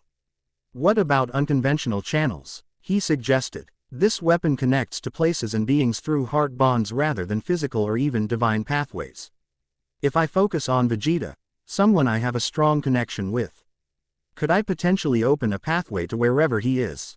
Aqua considered this thoughtfully. It's possible. The Keyblade operates according to principles that sometimes transcend even divine boundaries. In my world, wielders have occasionally reached realms that gods themselves found inaccessible. It's worth trying, Bulma encouraged, hope kindling in her eyes. Especially if conventional methods are being blocked. Before they could pursue this possibility further, however, Gohan approached rapidly from the communications center, his expression urgent. We've got incoming transmissions FR. Own the northern glacier fields and Yunzabit Heights, he reported. Piccolo and Tien are reporting increased heartless activity around both convergence points, organized attacks rather than random incursions. And the countdown? Bulma asked, though she could see the answer in her son's grim expression. Accelerating, Gohan confirmed. Based on the energy buildup patterns, we're now looking at approximately 30 hours until full synchronization, 6 hours ahead of our original projection. They're moving up their timetable, 18 observed coolly. Perhaps in response to our actions on Olympus. Or they were always planning to strike earlier than their stated deadline, Aqua suggested. Misdirection is a common tactic among Keyblade masters gone astray. Xehanort was particularly fond of it. Goku absorbed this information with the focused calm of a warrior accustomed to adapting to changing battlefield conditions. We need to prioritize, he decided. First, establish contact with Beerus and Vegeta if possible. Secfenders at each convergence point. Third, continue developing countermeasures based on what we've learned. I'll coordinate the defensive deployments, Gohan volunteered. We've received word that Krillin and Yamcha have secured the ancient pyramid complex, and Master Roshi is en route to Mount Paozu with Puar and Oolong. I'll continue refining our theoretical understanding of the convergence mechanism, Bulma added. With the information from Olympus and Kairi's experience, we have new variables to consider. And I'll attempt to contact other Keyblade wielders, Aqua said. If the barriers between worlds are already weakening, it may be possible to bring additional allies from my realm to assist us. I'll monitor the communication networks and energy. Y patterns across all convergence points, 18 offered, her computational capabilities making her uniquely suited to this task. If there are changes in the pattern or coordinated movements of heartless forces, we'll have advance warning. With responsibilities distributed, the group dispersed to their respective tasks. Goku remained at the center of the command area, the Keyblade a comfortable eyed in his hand as he considered his next move. The idea of using it to contact Vegeta across whatever barriers separated them continued to resonate. If their adversary was indeed neutralizing gods of destruction as part of their strategy, reconnecting with Beerus could prove crucial to countering whatever the convergence would unleash. A soft voice interrupted his thoughts. You've adapted to it remarkably well. He turned to find Kairi approaching, looking considerably recovered after her brief medical treatment. The burns and scratches that had marked her skin were now healing under the influence of what appeared to be advanced medical technology combined with something more ethereal, a gentle light that seemed to emanate from within her. The Keyblade, she clarified, nodding toward the weapon in his hand. Aqua told me you've only had it for days, not years. That's unprecedented. Goku smiled slightly, studying the Keyblade with a mixture of familiarity and lingering wonder. I've spent my life adapting to new situations and powers. This is different, but the principle is the same. Find the connection, understand the energy, let it flow naturally rather than forcing it. Kairi's expression suggested this perspective intrigued her. That's not how most of us are taught. The traditional approach emphasizes discipline, technique, specific forms passed down through generations of masters. Nothing wrong with tradition, Goku acknowledged, demonstrating a formal Keyblade stance Aqua had shown him before shifting back to his more natural hybrid posture. But Sama-time's looking at something with fresh eyes lets you see possibilities that tradition might miss. This observation seemed to resonate with Kairi, who nodded thoughtfully. Sora was like that too. He never followed the rules exactly, But his heart always found the right path anyway. A shadow of sadness crossed her features at the mention of this name. "A friend of yours?" Goku asked, recognizing the emotional weight behind her words. "More than that," Kairi admitted quietly. "He sacrificed himself to save me, used a forbidden power to restore my heart after I was lost. No one's seen him since." Her fingers tightened around her own Keyblade's hilt. "I was training to become strong enough to find him when all this started happening." Goku considered her words, sensing there was more to his story than she was sharing, a deeper connection that perhaps related to their current crisis. But before he could inquire further, Bulma's voice came over the facility's communication system. "Goku, Kairi, please report to the main laboratory immediately. We've made a discovery you both need to see." Exchanging curious glances, they headed toward the central building. As they walked, Goku nodded at how quickly Kairi had integrated herself into their crisis response, despite being from another world entirely. There was a resilience to her that belied her youthful appearance, a quality he recognized from his own experiences with adversity. "Your friend Sora," he said as they approached the laboratory entrance. "The way you described him reminds me of something I've learned over the years. Those with the strongest hearts never truly disappear. They find ways to connect, even across impossible distances." Kairi looked up at him, surprise and something like hope flickering in her eyes. "You believe that?" "I've died and come back multiple times," Goku replied with disarming directness. "I've crossed dimensions, fought gods, and now I'm wielding a key-shaped weapon that connects to worlds I never knew existed." He smiled, the expression carrying genuine warmth. "At this point, I believe connections of the heart can overcome just about anything." The laboratory doors slid open before Kairi could respond, revealing Bulma, Aqua, and 18 gathered around a central holographic display. The image projected above the table was unlike anything Goku had seen before, a complex, three-dimensional model of interconnected spheres, each pulsing with different colors and intensities. "Ah, perfect timing," Bulma greeted them, gesturing toward the display. "We've created a visual representation of the convergence based on our combined knowledge. Kairi, your insights about the princesses of heart were the missing piece we needed." "What are we looking at exactly?" Goku asked, studying the intricate model with interest. "A map of reality," Bulma explained, expanding the display with a gesture. "Or more accurately, a map of how different realities connect to one another. Each sphere represents a distinct dimensional cluster, yours, Aqua's, and several others we've identified through energy signature analysis. The connections between them are naturally occurring pathways," Aqua continued, indicating the delicate threads that linked certain spheres. "Most are dormant or sealed, but they've never truly disappeared. And the 7 convergence points on Earth," 18 added, IGHTING specific nodes within one sphere, align perfectly with 7 corresponding points in each of the other dimensional clusters. They form a symmetrical pattern when viewed from this perspective, a pattern that could facilitate synchronized resonance across all realities. Kairi approached the display, her expression shifting from curiosity to recognition. "This looks like the space I was trapped in," she observed. "Fragments of different worlds, all connected but separate." "Exactly," Bulma confirmed. "You weren't lost in a void between worlds, you were suspended at a juncture point where multiple dimensional clusters naturally overlap, a nexus that our composite adversary is now attempting to exploit for the convergence." "But here's where it gets really interesting," Aqua said, manipulating the display to focus on a particular configuration. "When we overlay the known locations of princesses of heart from my realm with the corresponding convergence points in Goku's world, we get this."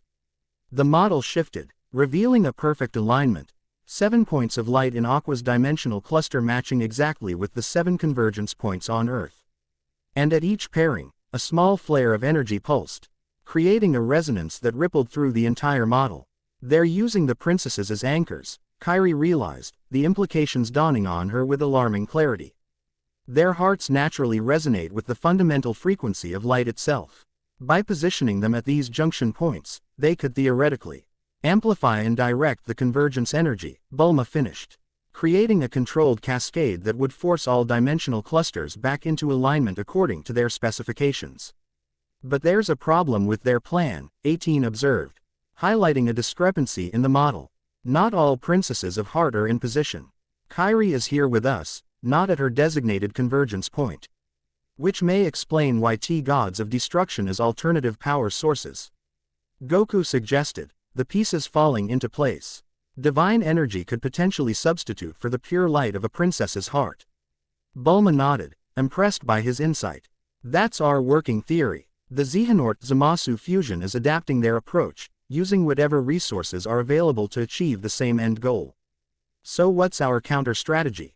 Goku asked, always focused on the practical aspects of any challenge. We're developing two parallel approaches, Bulma explained, shifting the display to show a new configuration. First, defensive. We reign.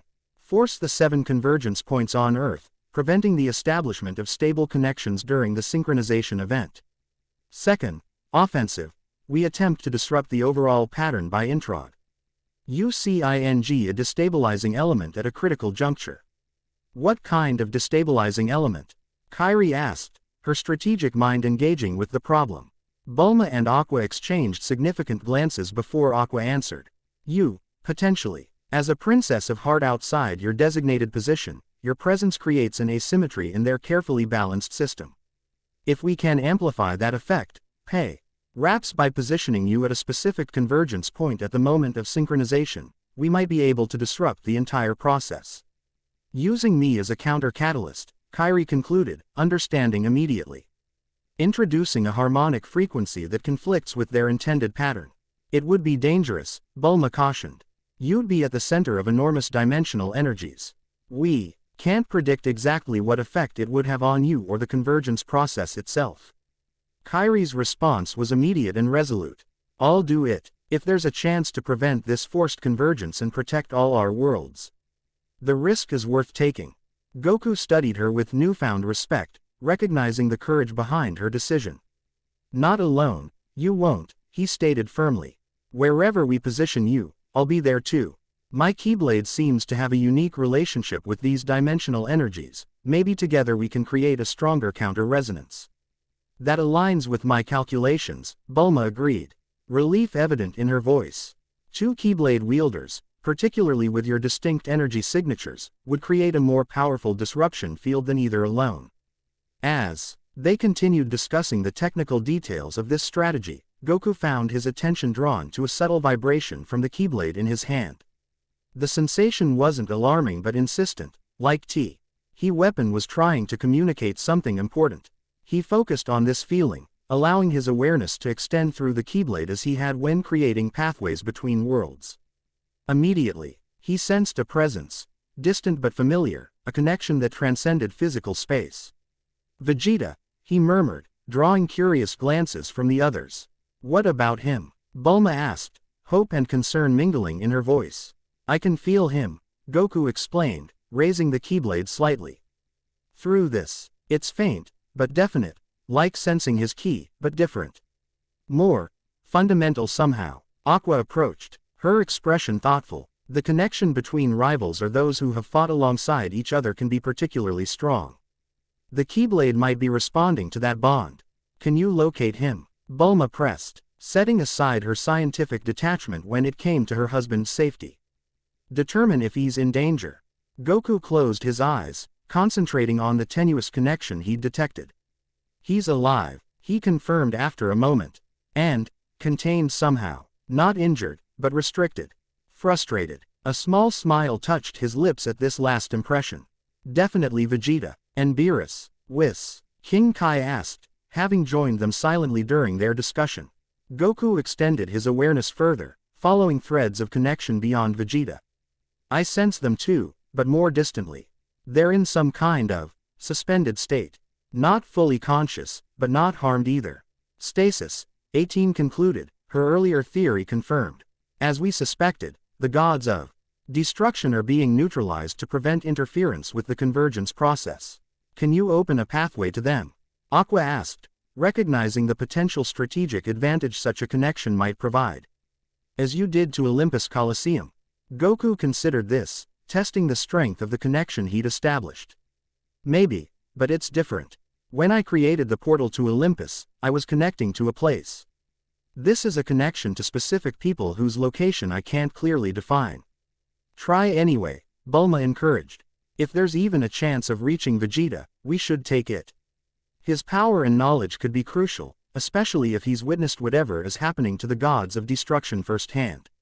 Nodding in agreement, Goku raised his Keyblade, focusing on the bond he shared with Vegeta, a connection forged through rivalry, respect, and countless battles fought both against and alongside each other. It was a relationship unlike any other in his life, complicated, sometimes antagonistic, but founded on a mutual understanding that transcended ordinary friendship.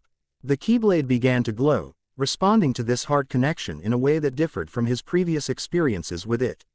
Instead of creating a doorway as it had before, the weapon projected a beam of light that stretched forward before splitting into multiple strands, forming what appeared to be a three-dimensional web in the air before them. What's happening? Kairi asked, watching in fascination as the web continued to expand and refine itself. He's mapping the connections, Aqua realized, her extensive knowledge of Keyblade lore allowing her to recognize what was occurring, creating a visualization of heart bonds rather than physical pathways. The luminous web stabilized, revealing a complex network centered on Goku himself. Countless threads extended outward, connecting to everyone present and beyond, some thick and vibrant, others more tenuous. One particularly strong connection extended toward Bulma, branched to Gohan, then continued outward beyond their immediate vicinity. There, Goku said, indicating a brilliant golden thread that stretched away from the visible network, disappearing into what appeared to be a distortion in the air itself. That's the connection to Vegeta. Can you follow it? Bulma asked, her scientific curiosity temporarily overshadowed by personal concern. Goku nodded, his expression becoming more focused as he concentrated on strengthening that particular connection. The golden thread brightened in response, widening from a mere line to a pathway of sorts.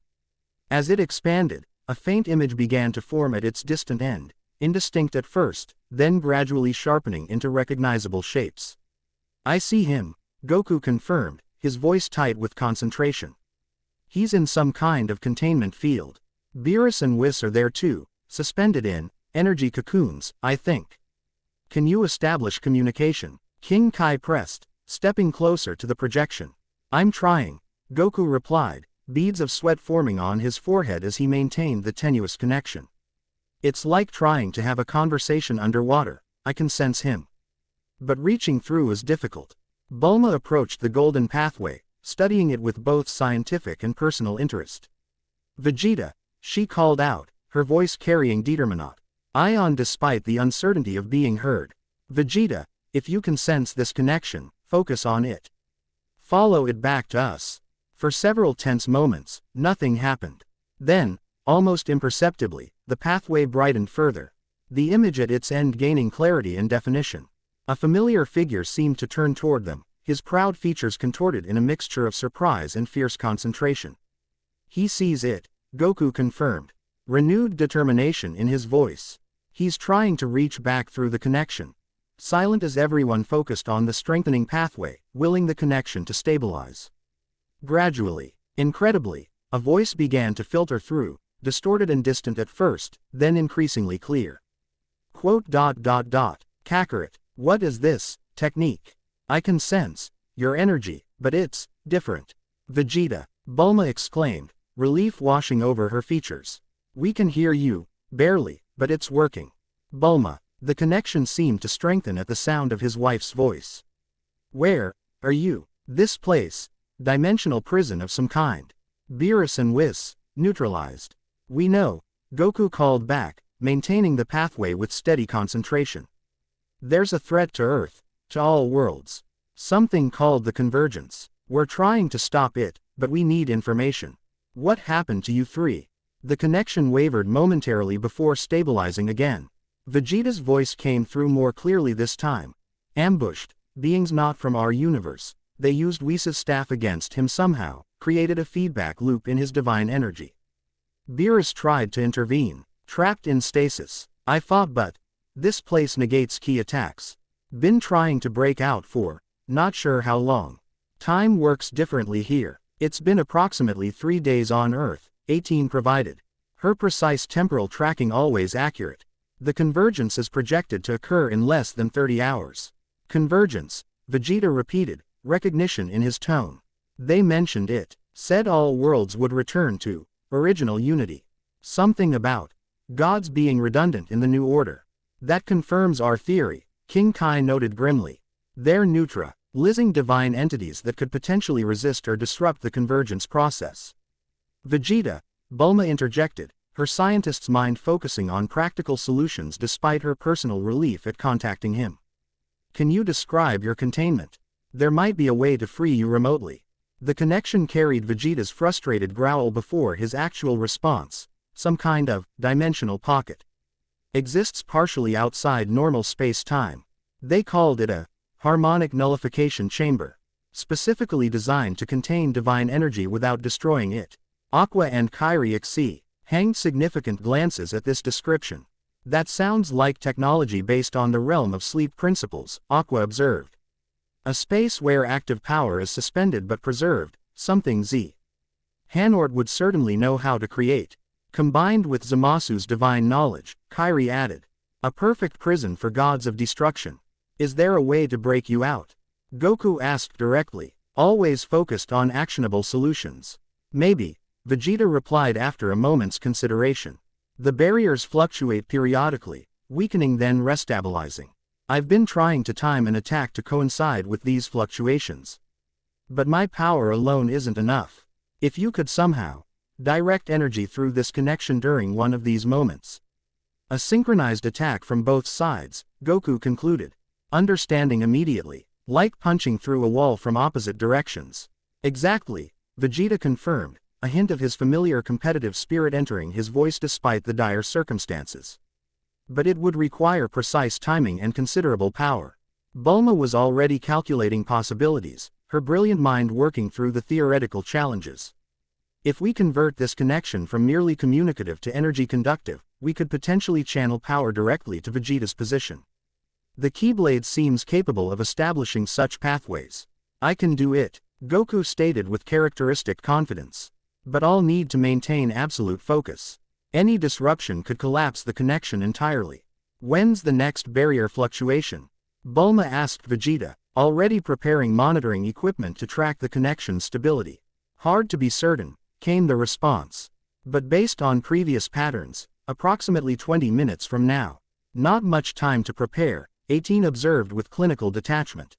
And success would require precise synchronization between Goku's energy transmission and Vegeta's attack. We can do it, Goku assured them. His faith in his and Vegeta's ability to work together, despite their often contentious relationship, absolute in this moment of need. Our timing has always been perfect when it really matters. As preparations began for this ambitious rescue attempt, Kairi approached Goku quietly, her expression thoughtful. You're using the Keyblade in ways I've never seen before, she observed. Creating connections that should be impossible, bridging gaps between dimensional prisons and physical reality. Goku considered this, looking down at the weapon that had appeared in his hand just days ago yet already felt like an extension of his being. Maybe that's why it chose me, he suggested. Not because I'm the strongest or the most skilled, but because I've always believed in finding ways to connect, to reach beyond limitations when others need me. Kairi's expression suggested his words resonated deeply with her own experiences. That sounds like Sora, she said softly. He always said the greatest power comes from the bonds we share with others. Smart guy, Goku replied with a smile. I hope you find him someday. Me too. Kairi's determination returned, her momentary vulnerability replaced by resolute focus. But first, we have worlds to save. As the countdown to the barrier fluctuation began, Goku positioned himself at the center of the laboratory, golden connection to Vegeta now stabilized and expanded to its maximum potential. Around him, the others made final preparations, Bulma calibrating measurement equipment, Aqua establishing protective magical barriers around the procedure area, 18 calculating optimal energy transfer rates, and Kairi standing ready to assist with her own Keyblade if needed. In this moment of focused preparation for a daring interdimensional rescue, Goku felt a profound appreciation for how quickly these diverse allies had united against a common threat. Warriors from different worlds, scientists, beings both human and artificial, all contributing their unique strengths to a shared purpose. The Keyblade in his hand seemed to respond to this realization, its glow intensifying as if drawing strength from these connections. And perhaps, Goku reflected, that was its true power all along, not merely as a weapon against darkness or a key between worlds, but as a physical manifestation of the bonds that transcended all boundaries. Bonds that, in the face of a convergence that threatened to force unity through conformity, demonstrated that true connection could only come through diversity freely joined in common purpose. Chapter 3 End. The End. I hope you enjoyed this episode. Remember to subscribe and like this video. See you in the next video.